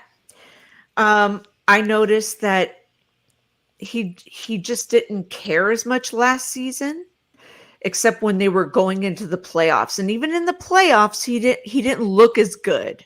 I don't know what it was, but after that altercation, he was playing really well. He has no choice. Thank you. Exactly. No choice. Exactly. He's playing really well this season. So you're telling me a ring saved him? I wouldn't say saved. I think I'm it was going to be saying back this year regardless. contract I year. think so too. Contract year. Yeah. I'm just asking. Hey, no way, Draymond. Woo, boy, y'all. Now, don't get me wrong. I love And sit Draymond. next to him? I feel like Oh God. I love Just need to know Draymond. what I the don't team like is speaking looking at. ill of him. Well, I ain't Jordan Poole either, so that wouldn't have never I happened will with me. go to bat for Draymond. Let me put this out there. I got into an argument with someone about Draymond. So are you trading Jordan Poole? That's my question. I'm not trading anybody. But if Draymond had to be a piece, I would have to give him up. Because he's now you causing Right. problems in the locker room. I don't know that for sure, though. I don't have the inside scoop. Right. If you had to guess, like here's I want to make this as simple as possible. I'm saying this even before the punch. Danielle got the scoop. With She how knows. much do you think Draymond is going to ask for when it's time to get this contract extension? Wait, Ask say that again. I was then reading ask him- something. And then ask if you think it's worth it. Like, I'm just talking about on play by itself. And this is the reason why I was saying, like, after this year, he's not going to be back. He shouldn't be getting more than Jericho Sims. Who the fuck is Jericho Who? Sims? I don't Exactly. even know. Third center on the Knicks. Exactly. I was about to say the same thing. I'm like, Exactly. who? I don't even know who that. I didn't know if he was a wrestler. Or Hey, what. I know. I was thinking Chris Like, Jericho. Yeah, that's what I was thinking. I was like, didn't he die? Literally, that is my point. You just made the list. That is my point. I was like, Me and who? Rod were like, "Is that Chris Jericho?" Nah, in my head, I was like, is he a wrestler or this must be some new kid? I just don't know about it now. He's a new like, kid. He's the second year center for the Knicks. Oh shit! oh yeah, I definitely don't know. I couldn't name they starting five. But that was he did ball out. And he in the dunk contest this year. I don't know why. But, Danielle, I'm still Team Dre. I am. I think he should get a fucking statue out at Chase Center, and don't nobody fucking clown me for that shit. Don't clown me. You're right. Yes, he does. Yes, he does. You are right. Yes. 4 fucking chips, defensive player of the year. Hell yeah, he's on the list for fucking 3-pointers and by Dan for fucking Warriors all-time franchise. Hell yeah. He absolutely deserves a statue out there. Yes, he fucking does. Well, y'all don't have no statues, period, huh? No, they're coming. Oh, they're coming? He is an important cog to this franchise. Jason Richardson deserves a statue outside. Oh, that's who deserves a statue outside. Now, see, you're gonna put me in a situation where I have to disrespect Jason Richardson. I ain't gonna do that. Let's just you can't disrespect Jay Rich. But I'm saying if we're talking statue level players, Jason Richardson was not a statue level player. Jason Richardson and while the Warriors were relevant. Yeah, I know he was. Can't say statue wise. Steph. All I'm saying is the only person that deserves a statue is Steph Curry and Klay Thompson. That is it. And Klay Thompson. What about Kevin Durant? Don't he deserve a statue? Put the whole. You know what? Put your whole team out there as statues. Okay. That's basically what y'all want to do as the Warriors fans. We're talking about. We're not going to put Jordan Poole. Hey, I got it. JaVale McGee deserves a statue. No, he doesn't. Looney. Put Looney out there. Looney's on his way. Hold on. Looney's on his way. Hold on, you guys. I got you, Warrior fans. I'm gonna save y'all on this because he's a tough critic right now to you guys. Who would have statues in Madison Square Garden? There's a couple of people that would have a statue. That's why I'm asking. A few. Patrick Ewing, John Starks. Hey, that's number one. That's numero John Starks. Based on his looks alone, that's my man. Numero uno is Tyson Chandler, Eddie Curry. Jamal Crawford, Phil Jackson, Jalen Rose, Julius Randle, Charlie Ward. Wait a minute. Jordan, you laughing like wait, LaMelo for the Nuggets, the Knicks. Who would y'all have out there? And we still been deeper in the playoffs. Y'all would have Mutombo out there with his finger doing like this.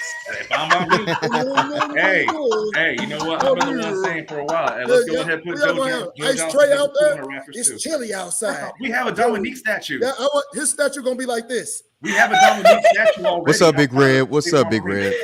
Big Red. What up, Big Red? Man, we literally have a statue outside the arena already. Who is it? Oh, why says KD? Hell no. Who is it? Dominique Wilkins. Oh, well, yeah. He didn't put enough time in. Nate Thurmond. Yes, Nate Thurmond gets a statue. Yes. No, I told you though that. Whoa. You're not gonna disrespect Mitch Richmond. Mitch Richmond should be on there. Chris Morris. Tim Hardaway. I'll take that Charlie Ward. Tim Hardaway. Run TMC. Run TMC should definitely be a part of that. There's no way y'all gonna sit up here and disrespect Mitch Richmond. If y'all don't know who Mitch Richmond is, look him up. Period. No. See, they're only y'all this crazy generation of Warriors fans. Y'all they didn't crazy. Watch basketball back then. Wait, hold the fuck up, Dan. I'm old as fuck. Okay. No. I'm looking at Wise's. I'm looking at Wise's stuff. And I was like, hold on. We gonna put some respect on some Warriors. I can name them. Right. I can name them. That y'all just don't like Jason Richardson. Who said we don't like Jason Richardson? Not that, but does he deserve a whole statue? We are talking about statues. I just want to say this. Before y'all got the Splash Brothers and the Warriors and y'all got You're saying hell no. That's why KD. You said KD, hell no. Why? That's why I'm like, what you mean hell no? He got y'all 2 rings back to back. KD don't get a statue? What? Just because he played 2 years? Come on, man. Got 2 chips. I really Two easy chips. There's the easiest chips. About the easiest chip was that bubble chip that y'all won. Mickey That's Mouse. the easiest chip. That's true. Mickey Mouse. Okay, Y'all was battling Rondo's family. We want to talk about you saw TJ Warren fucking average 45 points a game in the bubble. Come on, man. Seriously? Yeah, come on. chip. I'm gonna make the statue thing as easy as possible, right? That Mickey Mouse ring. All right, here's the Mickey Mouse on their rings. Steph, Clay, and Dre were drafted. TJ Warren. They were drafted out fucking here. break. They are like the Bay Area's people. KD, as good as he was, like he's gonna have his number retired when it's all said and done at Chase Center. He's not gonna have a statue because he is not like truly the Bay Area player. Like Steph was drafted here, Clay was drafted here, Dre was drafted here. They all grew up out here. They getting that statue. And all them people that was drafted there went and got that big guy for 2 years. Pause. For 2 years. Two finals MVP. But he brought 2 finals MVPs, though. They got a chip before him, they got a chip after him. I'm not excluding that. I know. That's what I'm saying. Like he's gonna get recognized. He very well might have a statue too. I don't know. But like I said, he's for sure getting his number retired. Now, in terms of statue, I don't know, but I'm telling you why. Then give Iggy one also. I agree with that, though. I'm not disagreeing with Iggy being there. I agree with that. He might get one. He's an MVP. He's a finals MVP. I agree with that. He actually changed. First of all, he changed the dynamic of how everybody plays basketball right now. If you guys don't sub in Iguodala, nobody knows about small ball right now. Right. Like, let's keep it a buck. That's so true. Iguodala has something to do with small ball if y'all don't make that transition. True. So absolutely, Iguodala definitely deserves a statue out there. And like I said, just because he was in there for giving, just because he gave up a guy with, a triple-double in the finals, he got MVP. Wise, can we get Wise's last comment plastered up here so people just understand that statues should be for icons of the team. Icon only. If you're not on the icon list, you shouldn't. It's great. That would be like saying Robert Horry deserves a statue outside of the Lakers. Right, Rod? Shouldn't Robert Horry get a statue? Shouldn't he? I feel like you're making the case for exactly why Jason Richardson should not get a statue. Thank you. But if you're saying Draymond deserves one, I'm saying Jason Richardson does. Hold on. Hold. Thank you. Exactly. How are you gonna sit up here and say that? You think, hold on. You really think Jason Richardson has a better record and a better resume than Draymond? Don't drink that. I was about to say, dog. That's crazy. So wait a minute. If Draymond was playing on Jason Richardson's team back then, would we even know Draymond Green? Ifs, ands, shoulda, coulda, woulda. Right, you can't. So what are we talking about? On this Warriors team where Draymond is on, then Jason Richardson would get a statue too. How you know that though? What are you talking about? That doesn't even make sense. Why doesn't it? Jason Richardson is a better basketball player than Draymond. No, he's not. No, hey, I'm out. Knock it off. There's no way you are out of your mind if you think that. Draymond Green is one of the most intelligent basketball players ever. Are you dog? For you to even bring him up and to say that Draymond is not a better basketball player than Jason Richardson. Yeah.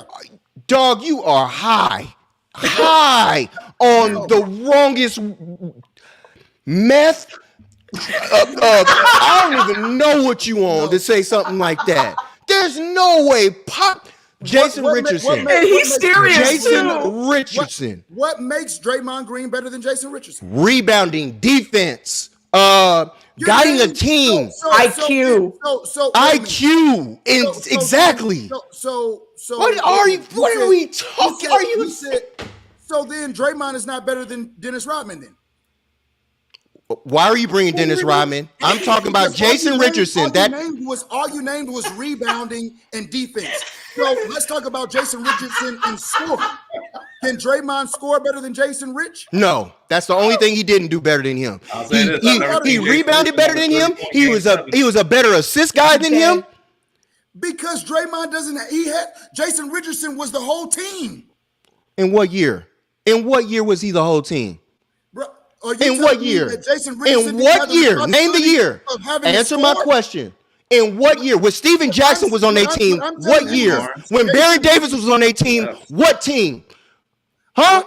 I know this game. So let's go. What I'm telling you is, after you get done, I know this game. Yeah.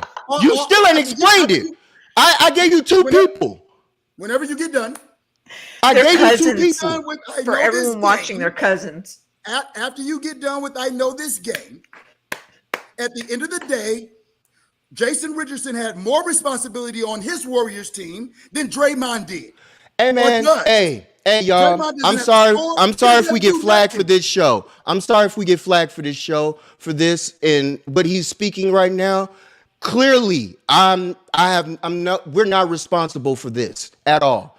For a man to tell me Draymond is you're telling me Jason, I need an answer. Please, somebody clip this.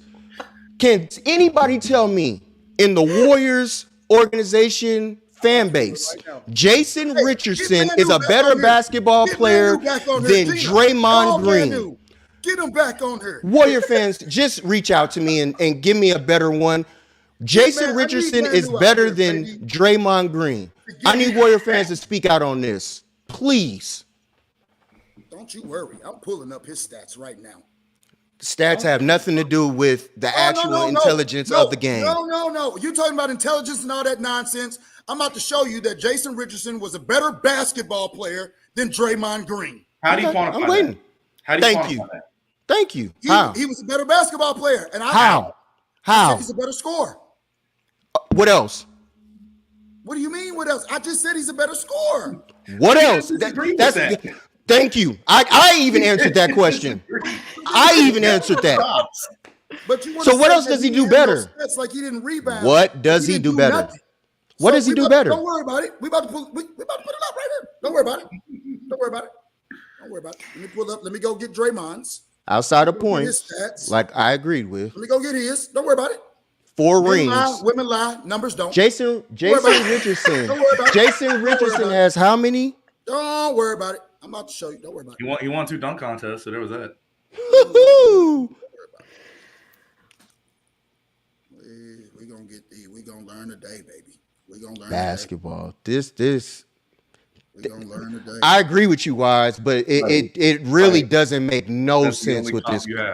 Thank you. I'll wait on this. Hold on, let's get this. I'm having fun. Draymond is one of the highest knowledgeable basketball players ever. I have never heard anybody bring up Jason Richardson's name ever in my life. I've never heard that. I'm strictly talking about the Golden State Warriors.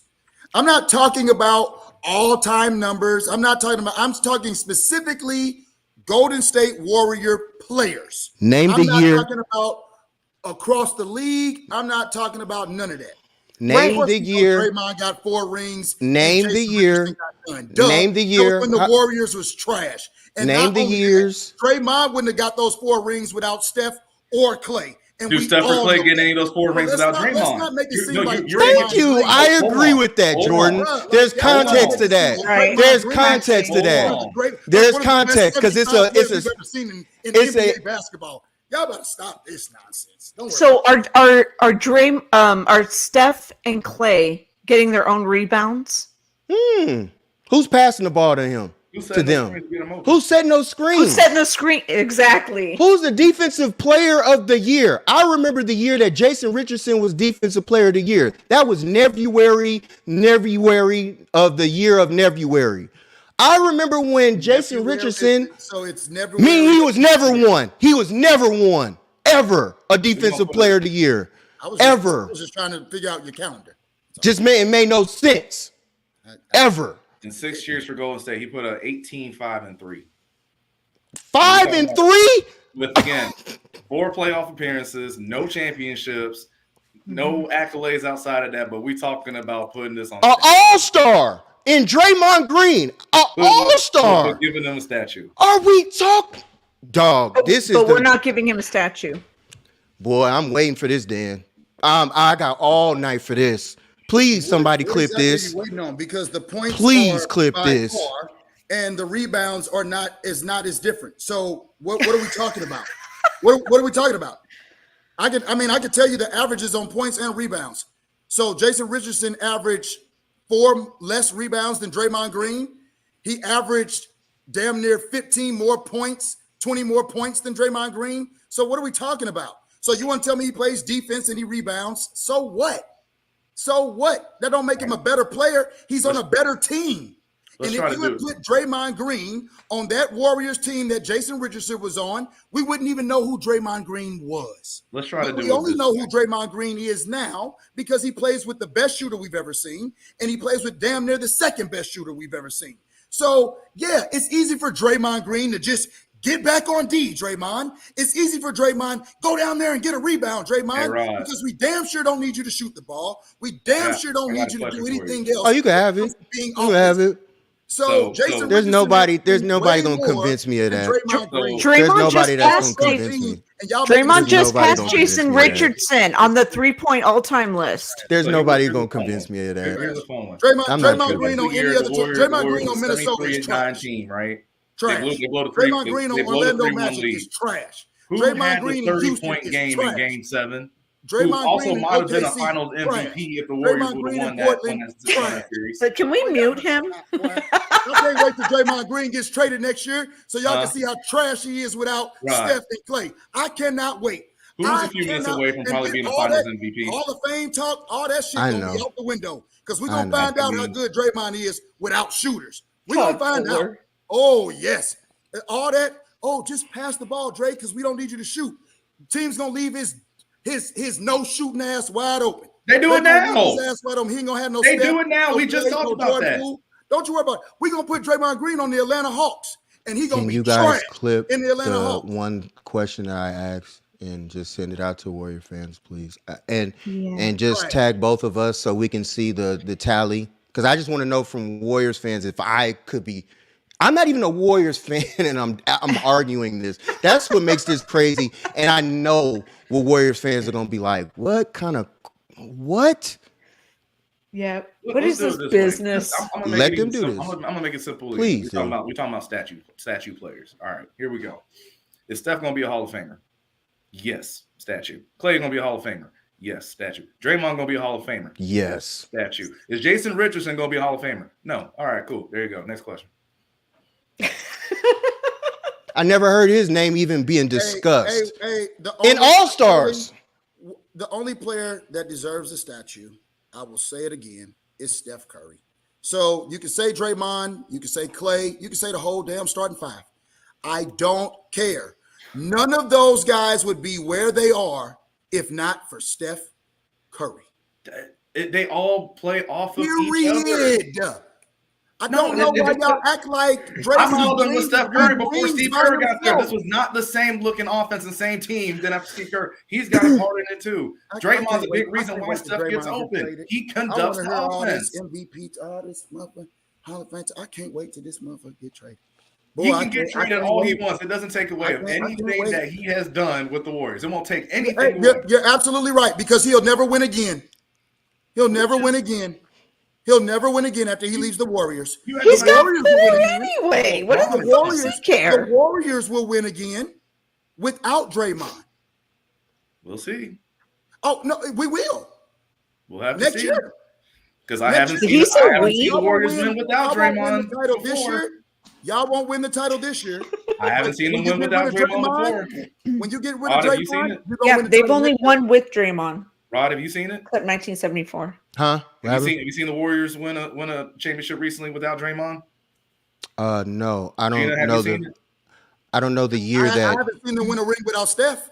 They won the season I was born. We ain't like they won with Draymond. Like I want to see Draymond win a ring and Steph Curry is out. I want to see Draymond take the Warriors to the NBA Finals with Steph Curry out of the game. I want to see. We're not saying that that's going to happen.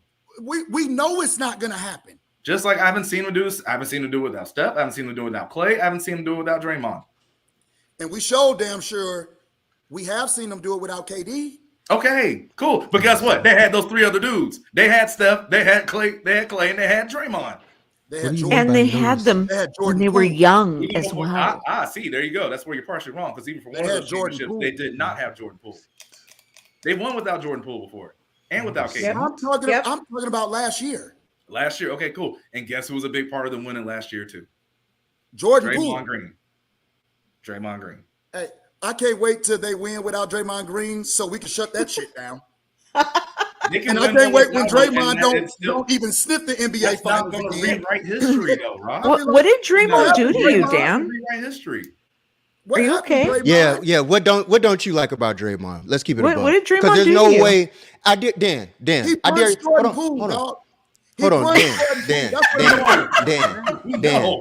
Jordan Poole ain't do nothing to him, man. Dan. Jordan Poole, he know Jordan Poole can't fight him. He picked on him, man. He picked on a little deer, man. Picked on a little fawn.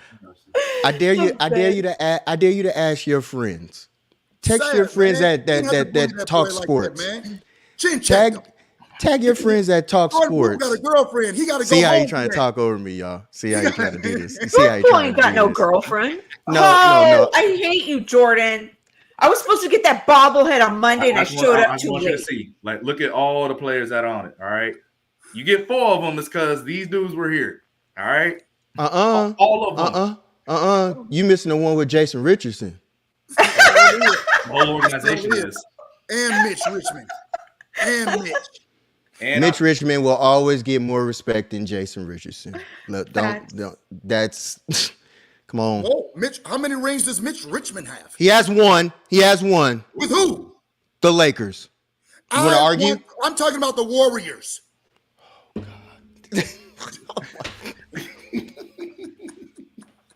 This is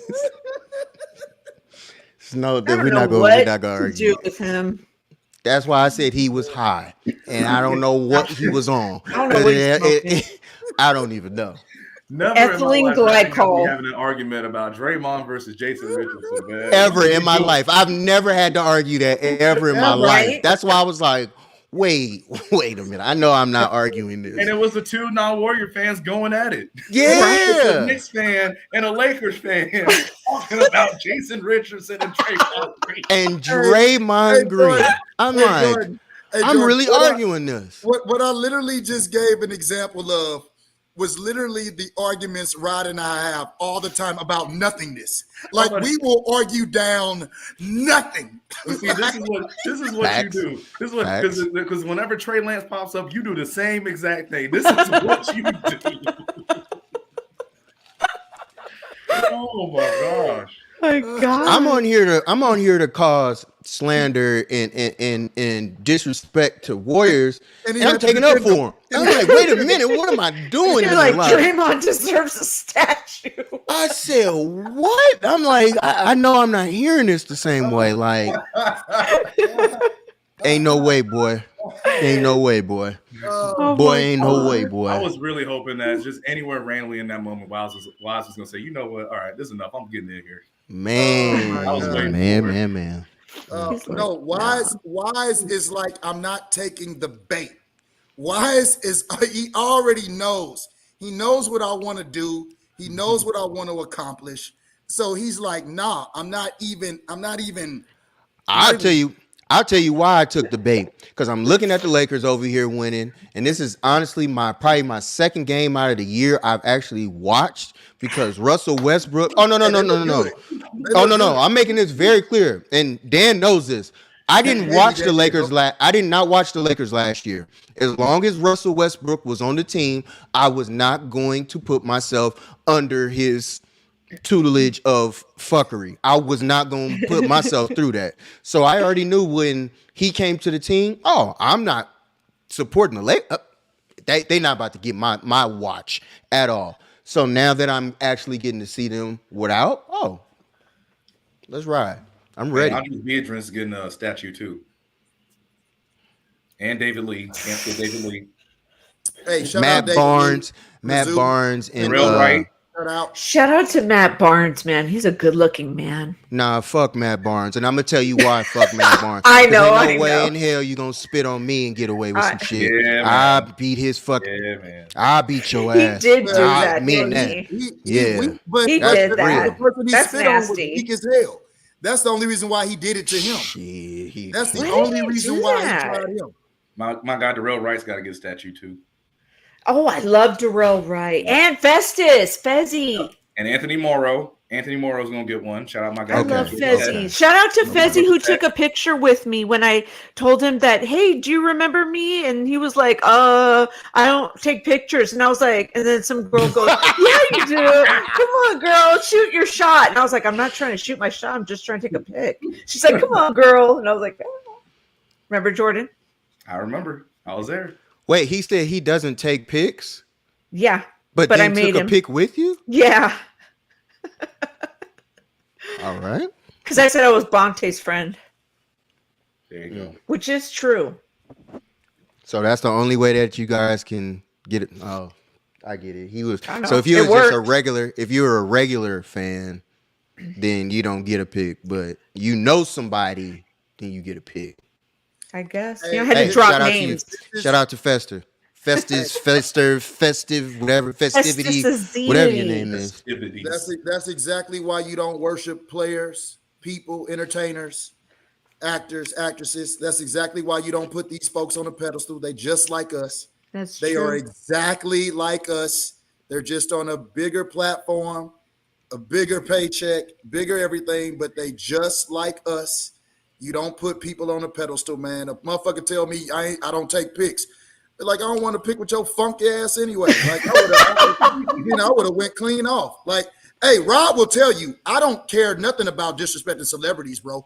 Like I'll cuss a celebrity out right to their face. Like I don't none of that stuff. Like you shit just like I do. Like bro, like you can't be on no uppity shit with me, bro. Like I Their don't do shit that. stinks just like ours does. Hey, shout out to I don't Gucci play Mane though, none of that. because Gucci Mane was he was a Gucci solid was dude. real. We met Gucci Yeah, in Atlanta. we met Gucci Mane. Real. Yeah, Real, with the ice cream Went up- still on his face, baby. still on his face. He was real chill when He we was met real him. cool, real Chill. cool. He was right in the VIP area. Way right on- in that different game on the floor. dude. He was super chill. Wow. He was real cool, real cool. Shout out to Gucci Mane for real. Like I fuck with Gucci Mane for real. He's Absolutely. He's from Atlanta, so it makes sense. Nah, but he was different. You know what I Like mean. you know how entertainers, you know how they entertain. Yeah. We was in the elevator and everything with dude. Like he was with him, way talking different. like He was way different. None of that. Yeah, he was way different. He was real down to earth, real good dude. Like I respect him. I look at him totally different because I understand the dynamics of entertainment. Trust me, I fuck with Gucci. He cool. Yeah, Atlanta Santa. Yeah, definitely.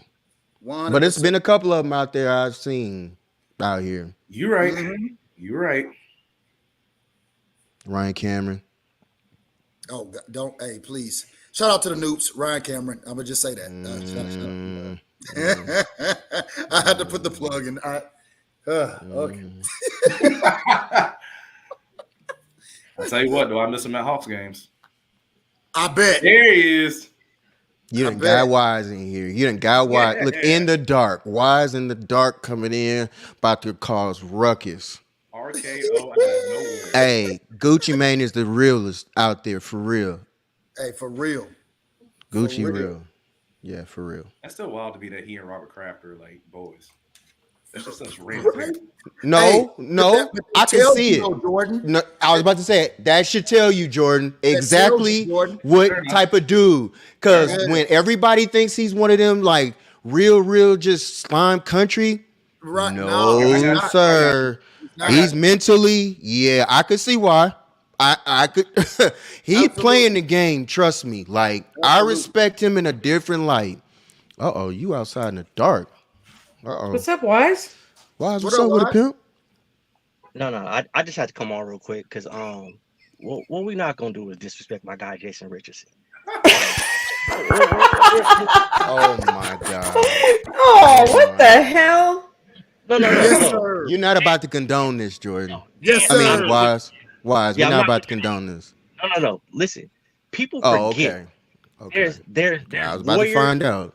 There's Warriors before Steph, and there's the Warriors after Steph.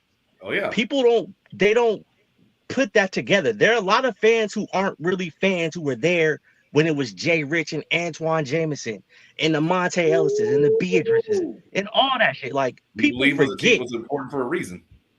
Right. Like, the Cohan era, those years were terrible. Like, we put through a lot of shit.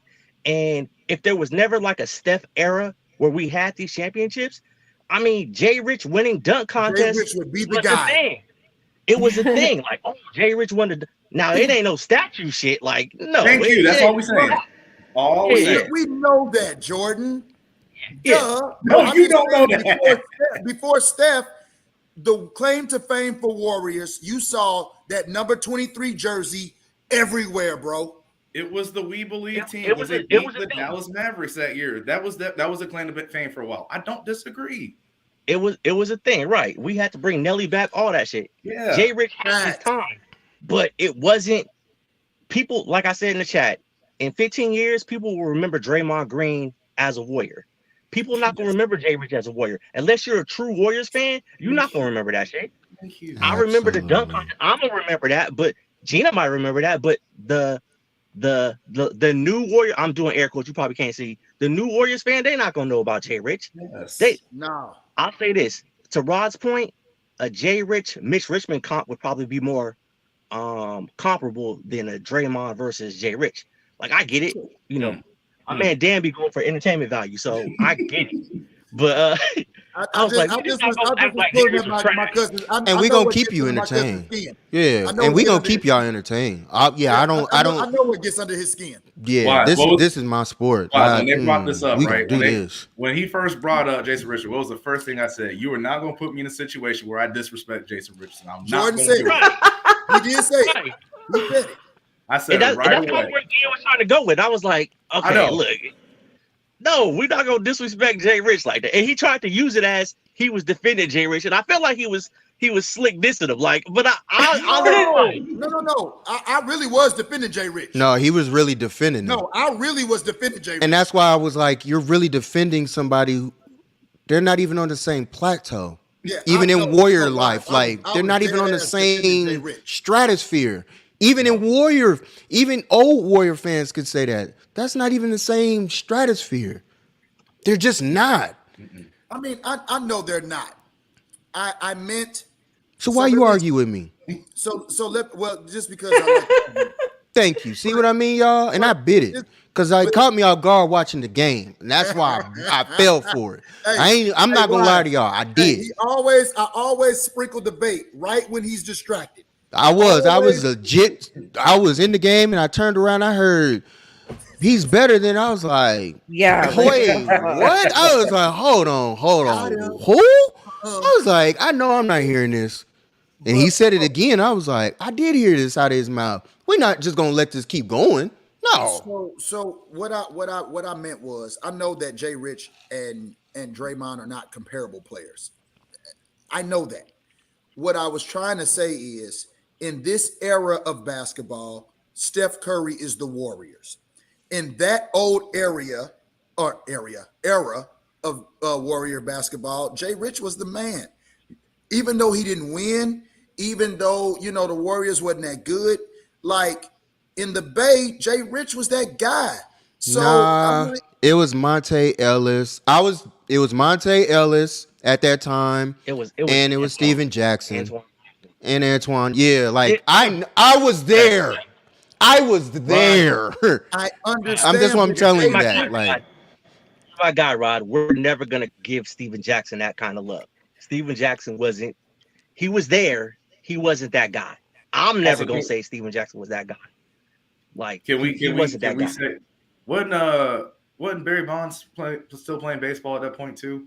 Yes. So at that point, that was the guy in the Bay. Let's. Oh, hell yeah. The Bay. Yes. Basketball, Jordan. Yes. I witnessed part of greatness. being the guy is because your team, like, you got to be doing relevant stuff in terms of team wise to be the guy. And Barry Bonds needs a statue. Yeah. So Barry Bonds need to be in the Hall of Fame. Barry Stop Bonds playing with needs him. to have it all. He needs to have a whole like I damn. said, if you street put named David after Ortiz him. and all them in, you got. I love Barry Bonds. Yeah, that's what me and Jordan was going at it the other day. Because me and him, I was like, Barry Bonds deserves to be in the Hall of Fame. Period.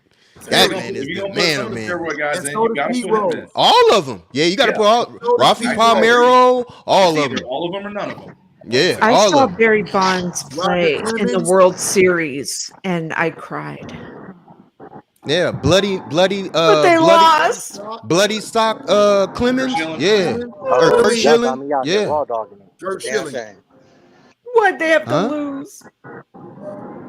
What you say? You was? Gina, they won 3 in like 5 years. So They y'all made got up. me out here raw dogging, no mask. I don't give a shit. Barry Bonds should have won the World Series. They should have won some Yeah. in Pittsburgh too, but he couldn't get past the Braves. Hey, we're not gonna Look at disrespect Jordan. Bonds. Look at Jordan. Look at his face when he said that. Man, That's I'll the talk, truth. I'll talk baseball with you now. I'll Yeah, talk that's the baseball. truth. I don't know Oh. baseball like that. I don't. Well, Dan I go mean, on. Yeah, Dan. My you go for it. baseball Right. is. I He don't. played baseball all growing up. Yeah, he played. I don't know it Talk like about that. some baseball. I'm decent at baseball. Like I've been Yeah. on a couple of podcasts for baseball podcasts, but I'm not. I'm I'm okay. I mean, can't nobody on this can't nobody on here talk to me about baseball at all. Oh, you sure about that? About championships, about winning, sure about that? about nada. Can't nobody talk to me about baseball on here, sure baby, because about the that? St. Louis Cardinals is where it's at. Solid team. Period.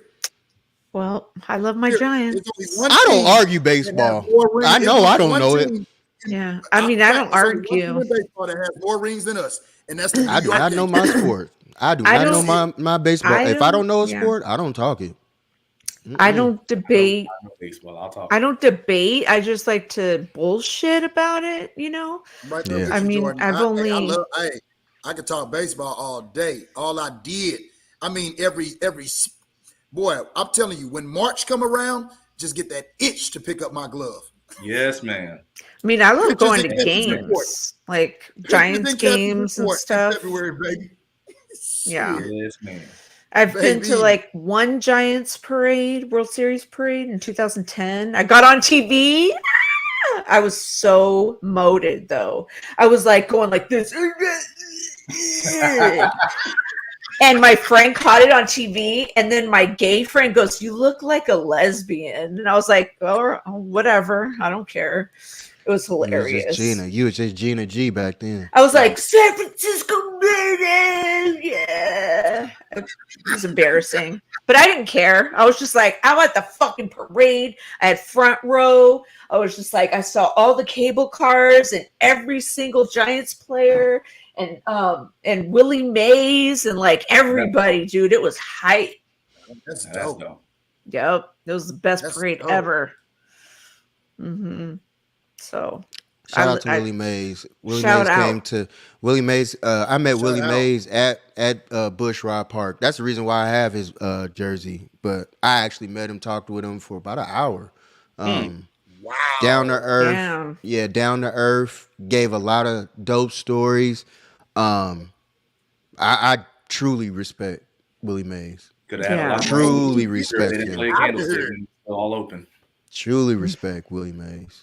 I got his jersey right now hanging up. Mm. Absolutely. Now I got Hank Aaron's. I don't blame you. I met Hank as That's, well. that's the one regret that I do have is I did not. I actually met him. Met him a couple of times, actually. I actually did an event and I shot for him at an event. Wow. He was cool. And then I actually got to meet him at a baseball game and everything. And You might have met. He was his, cool. You might have met his granddaughter. I went to high school with her. Wow. What's her name? Well, I might have, but we'll Emily Heidel. I'm trying to think how. Dark skin? No, she's light skin. Nah, Got you. totally different. But no, on the Willie Mays though, he did say that Andrew Jones is the best center fielder he's ever seen play. Put Andrew Jones in the Hall of Fame. All right, I had to get that off my chest. Me too, Marcellus. I miss Buster. He's my favorite. I have Y'all a Giants fans, Buster. I don't know how much y'all miss baseball season. Y'all terrible. I miss Buster. I remember. Kevin Mitchell days. Ooh. Matt Williams, Will Clark. Okay. Everybody's favorite. I was just telling Marcellus today I used to love that his swing, the way he stood up there. So we had a cat, right? A long time ago, and my brother brings home this cat, this little kitten, and he goes, "Yeah, look, I named her 22." And my mom goes, "What the fuck?" He's like, "What?" Brandon She goes, Ingram, what are you doing?" And he goes, "Yeah, after Will Clark, Will the Thrill. That's his number." And she's like, "We're not calling our cat 22. What kind of fucking name is that?" So then she goes, "I'm calling her 22. Stupid, right? Anyways, that was his favorite player, Will the Thrill. Will the Thrill Clark. They had a squad. I remember that. I remember the Bay Battle series. of the Bay. Yeah, the World Series. Dang, I remember the earthquake. I remember that day. We were supposed to win that. Fucking Bash Brothers, man. It was crazy because I remember feeling the aftershock. Yeah. Dang, center fielder. I remember that back then. Yeah, he was a pitcher. You said Dave Henderson? Dave Stewart. Oh, Dave Stewart. Yeah. Oh, I was like, Dave Henderson was the center fielder, if I'm not mistaken, or right fielder. He was a left fielder. Center fielder was Henderson, the other Ricky Henderson. Ricky. Their right fielder was Canseco. Their first baseman was McGuire. Their second baseman was Walt Weiss. Dang, I still remember this. Now, that's when I remember baseball back then. Yeah. Wow. My uncle, he was the maitre d' at Original Joe's for many, many, many, many years, and he was friends with Jose Canseco. Yeah. I got to meet him like one time signing autographs at Moscone Center, but I didn't get to, go out or anything. Shout out to my dad. My dad used to sell drugs to Dennis Eckersley. Oh shit, for real? Oh yeah, I know Dennis Eckersley personally. I know you, Dennis. Yeah, personally. Dennis. I know you, Dennis. Right. Dennis. D.E. Did y'all see that no. What did it do, Dennis? In front of GP2. D.E. I know. What, Jordan? So did y'all see that the video of the man sitting in front of GP2 at the Warriors game the other day, messing with his glasses? Oh, man, I gotta find y'all, man. He was on some good stuff. Like, this must be what Dennis Eckersley had, because boy, he did not know what to do with those glasses, man. Hey, I wanted to mention something real quick. Twice a week, Dennis Eckersley was at my house. Okay, facts. Every week. I was just gonna say that it has been noticed by, I've heard from viewers, a couple people that have seen our basketball podcast. They mentioned that our energy is so strong talking about basketball. So I don't know if it's because it's the first night. I don't know if it's because we love basketball. I don't know, but they were like, compared to from football to like basketball, like everybody is engaged. It's energy. Passion is the passion along with it as well. I think that, and shout out to whoever it is. Appreciate you. Thank you for, giving, your criticism. Trust me. Thank you for tuning in. Thank you. Appreciate you. Tell a friend. Basketball. But yeah, it's all about passion. I think anything that you're passionate about, I feel like this goes with anything in life. Anything you're passionate about, you'll go for it. You'll go to the extreme, regardless of how silly and how minute or how big it may be. So it's just like when we go in at it with each other, it's like that's just passion. Y'all Dude, know, I can talk about it for like hours, Yeah, I root for the Knicks. I am passionate about the Knicks. I'm so sorry. You know what I'm saying? I gotta love basketball. Like, it can only be basketball. You feel what I'm saying? Like, it's the Knicks. Now you know how I feel about football too. Football and basketball both. I better be passionate about it if I've been watching those teams for all my life. Absolutely. Now I'm like, it's easy with the Braves because they were always in playoffs. Oh yeah, it's at this point, I feel like now that we've touched on this, I need to fucking fix my headset, but I'll do that whenever. I feel like now that we've touched on baseball, I feel like now we can do maybe some shows with baseball season starting. Because and Rod, I know you said you're not really like, maybe your knowledge is limited. Mine isn't all that either, but if we just like work together with maybe some limited, questions and stuff, we could fucking like rock it out, dude. I can ask questions all day. Yeah. I could be on here and ask questions about baseball, but not only engaging like that. And me and you are Giants fans. Rod, you know what I'm saying? So it'll be good. Like I already feel like it's gonna be lit. Don't let him fool you. Steph. He is a Cubs fan. Rod is a Chicago Cubs fan. You can rep them. Treat my boy Dansby right. Look at Steph. He's got 3,302 3-pointers currently. And 4 rings. Wait, Jordan, Dansby Swanson went to the Cubs? Yeah. Yeah. Sure did. Shout out to Dansby Swanson because I've actually done work with him as well. Cool dude. I got beyond cool. Dude. Real cool. Yeah. I got his straight out of Georgia. I shoot his clothing brand. So yeah, we cool like that. That's dope. Cool like that. Yeah, Dansby, man. I mean, damn, Chicago? Damn. Mm-hmm. They spent some money this offseason now. They ain't have no choice, Jordan. You're right. They were. And he wanted to go there. To go back into the basement. He wanted to hear the story about his grandpa. Yeah, I was about to say he wanted to go really there. Cool. That was really cool. Yeah, Wise. Yeah, he wanted to go there.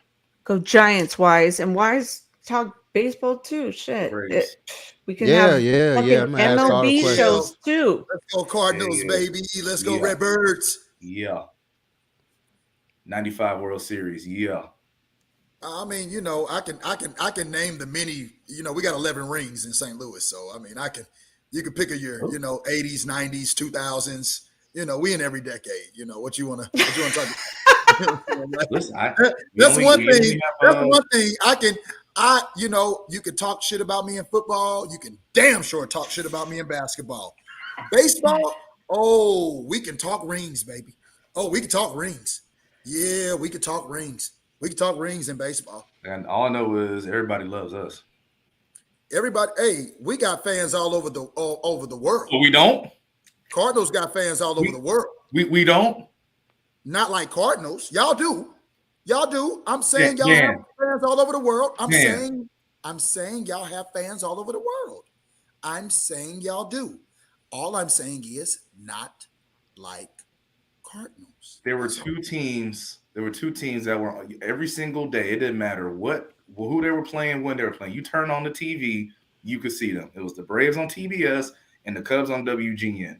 We have one of, if not the biggest fan base out. I probably say the Yankees because everybody loves a winner, but the Braves are right up there too. So I've lived in Atlanta for 20 years, so I understand the Braves and their fan base. I've been there. My house was right next to the new stadium. I understand Braves mania. You have not experienced St. Louis Cardinals baseball. Yeah, I have. No, yes, you haven't. Yes, I have. When you say so, what has your experience been? This is how I talk about it. I don't care about what the crowd looks like when you're at home. Of course, you don't have fans. I say, what does show up in Atlanta? Huh? We deep in Atlanta. Oh no, I get that, but you're actually getting to my point. So I've seen the Cardinals out here. I've seen them. We travel everywhere. They're everywhere. I get that, but same thing. So it's like, again, we talk about fan bases, right? Obviously, like even football, we talk about the 49ers. It's not because of what they look like at Levi's. I could care less. It's what do they look like when they go on the road? Absolutely. The Braves, every single where you look, are like that because no matter where you were, everybody grew up watching them. Everybody. And I'm telling you, the Cardinals was just like that, if not more. No one more. There ain't more. I'm Jordan. You know what? Hey, don't worry about it. Don't worry about it. Don't worry about it. Don't even worry about it. I'm not worried about it. I will get my Cardinal stats. You get your Brave stats, and I promise it's okay. It's okay. I already gave, in terms of like popularity, I already gave you the stat of like being able to see a team matters. Nobody could see the Cardinals the way that they could see the Braves. And we didn't see the Braves either. You have to remember. You were in the South, Jordan. I grew up in the Midwest. You ain't have TBS in the Midwest. That was St. Louis Cardinals baseball. And you didn't have TBS in the Midwest, and I know you did because Matt Kemp grew up in Oklahoma and he grew up a Braves fan. He talked about it because of TBS. What I'm trying to tell you is, Jordan, just like there is, regional stuff now, there was regional stuff then. So what I'm telling you is, Braves were national. I saw the Atlanta Braves every day. There's levels to this. Just like in St. You're Louis, talking I saw regional. the Cardinals I'm talking every day. national. Everybody could turn on TBS. Not everybody could turn on. That's Cardinals. true. I was able to watch Braves on TBS that's in California. Everybody could. You could turn on TV and watch the Braves and the Cubs because we were on TBS and they were on WGN, the super stations. You couldn't do that with anybody else. I'm gonna get going, guys. Oh shit, my camera. I gotta get going, guys. I got packed. But you guys can continue. I got a pack too, Jordan. You going out town tomorrow? I'm going to Cabo, man, for a wedding. Oh, that's right. That's great. I'm just going back to St. Louis. Oh no. You're gonna be in a wedding, right, Jordan? What's that? Man. You're gonna be in a wedding, right? Right. Best man? No, not best man, but I'll be one of the groomsmen? Yeah. Oh, you suck. Your relationship ain't as strong. Hey, fine by me. It is what it is. He said, "Fine by me." Fine by me. Listen, I'm going to an all-inclusive. Morgan, don't watch this part. All right, I'm good. Hey, my relationship Jordan, is good. Hey, they could have made me the usher, baby. Congrats. hey, Jordan. Hello. Jordan, do your thing. Jordan, do your thing, bro. Do your thing. Right here, right this way. Do your thing, Jordan. Hell yeah. Safe travels. Yes, sir. Yeah, safe travels to both of y'all. Yeah. Appreciate it. Safe travels to everybody out there doing their thing. It's my daughter's senior night, basketball night. Oh. On Friday. It's our senior night. So give her a shout out. Shout her out. Yeah. Shout out my cousin Ryan. You know what I'm saying? In St. Louis, Missouri, private school. My baby, 3-sport athlete. She just accepted a college scholarship for golf. Hey, wow! In Missouri, yeah. Good for her. She won state for her school the year before last in golf, and she was top 15, top 10 in state last year. So she called it golf. Well, no, congrats to her, and when Dan, congratulations. Yeah, appreciate that, man. Proud dad. So I'm gonna be in St. Louis kicking it for the weekend and celebrating her. Wow. That's right. Shout out to Ryan. Shout out to you, little cuz. Congratulations. That's right. Right. Shout out to y'all, the whole squad up there. It's amazing. Go do y'all things, girls. Go get that chip. I love it. Yeah. Go get that chip. Yeah, go represent out there. Why stupid? Hey, I got a Steinway, bro. What are we talking about, bro? What are we talking about? Dan Richards. Oh, and I wanted to give a quick shout out to my brother Mike. He coached 2 teams this season for basketball. He won the chip in one, and he came in second place in the other team. So good job to my brother. Absolutely. Shout out to the fellows. Shout out to the whole squad. He was so proud of them. One of the teams, his star player had pretty much broke his ankle. So they came 3 points shy of winning that chip. So, he said, but they worked so hard. He said, but no excuses, but they almost won it. And then the other one were just the 7th grade team. And they, they worked so hard and they won that chip and deserved it. So, Mike, I'm proud of you. And was so stressed out, and he did his shout thing. Out to Mike and the squad. Shout out to Mike, the squad. Shout out to all y'all, man. Thank you. Thanks, Danielle, too. Thank you. And my son's team is undefeated right now. So let's go. Right. Give Willie McGee a statue. Trojans. Hey, Trojans. Give a statue.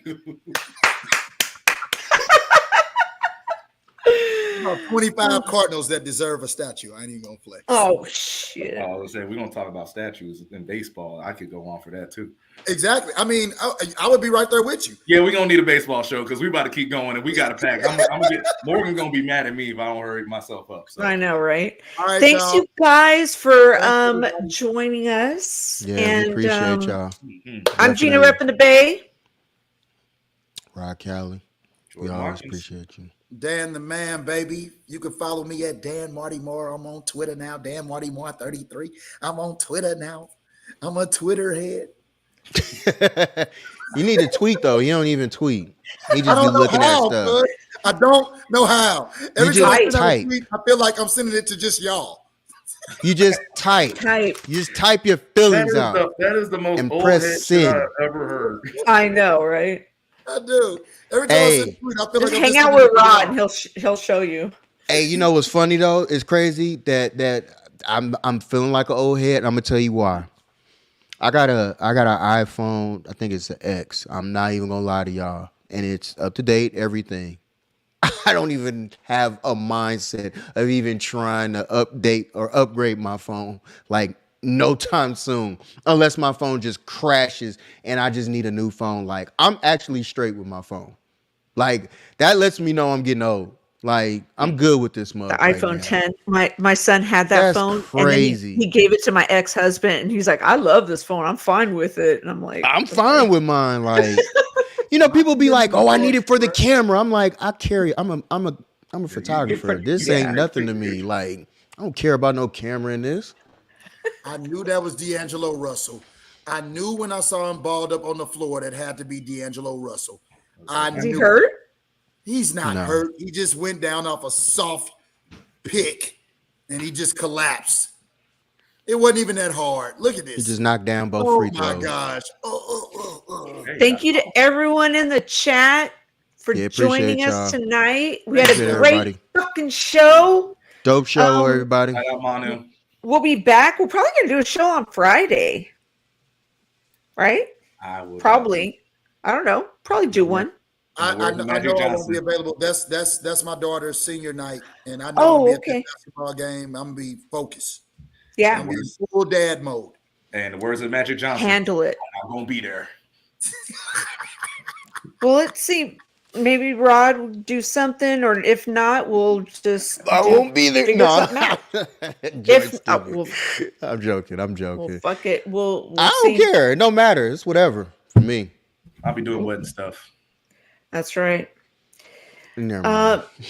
Yeah. Thank you all for joining, and subscribe to the channel. Click like. Please do. Love you all. Please. Love, peace, and hair grease. Blue.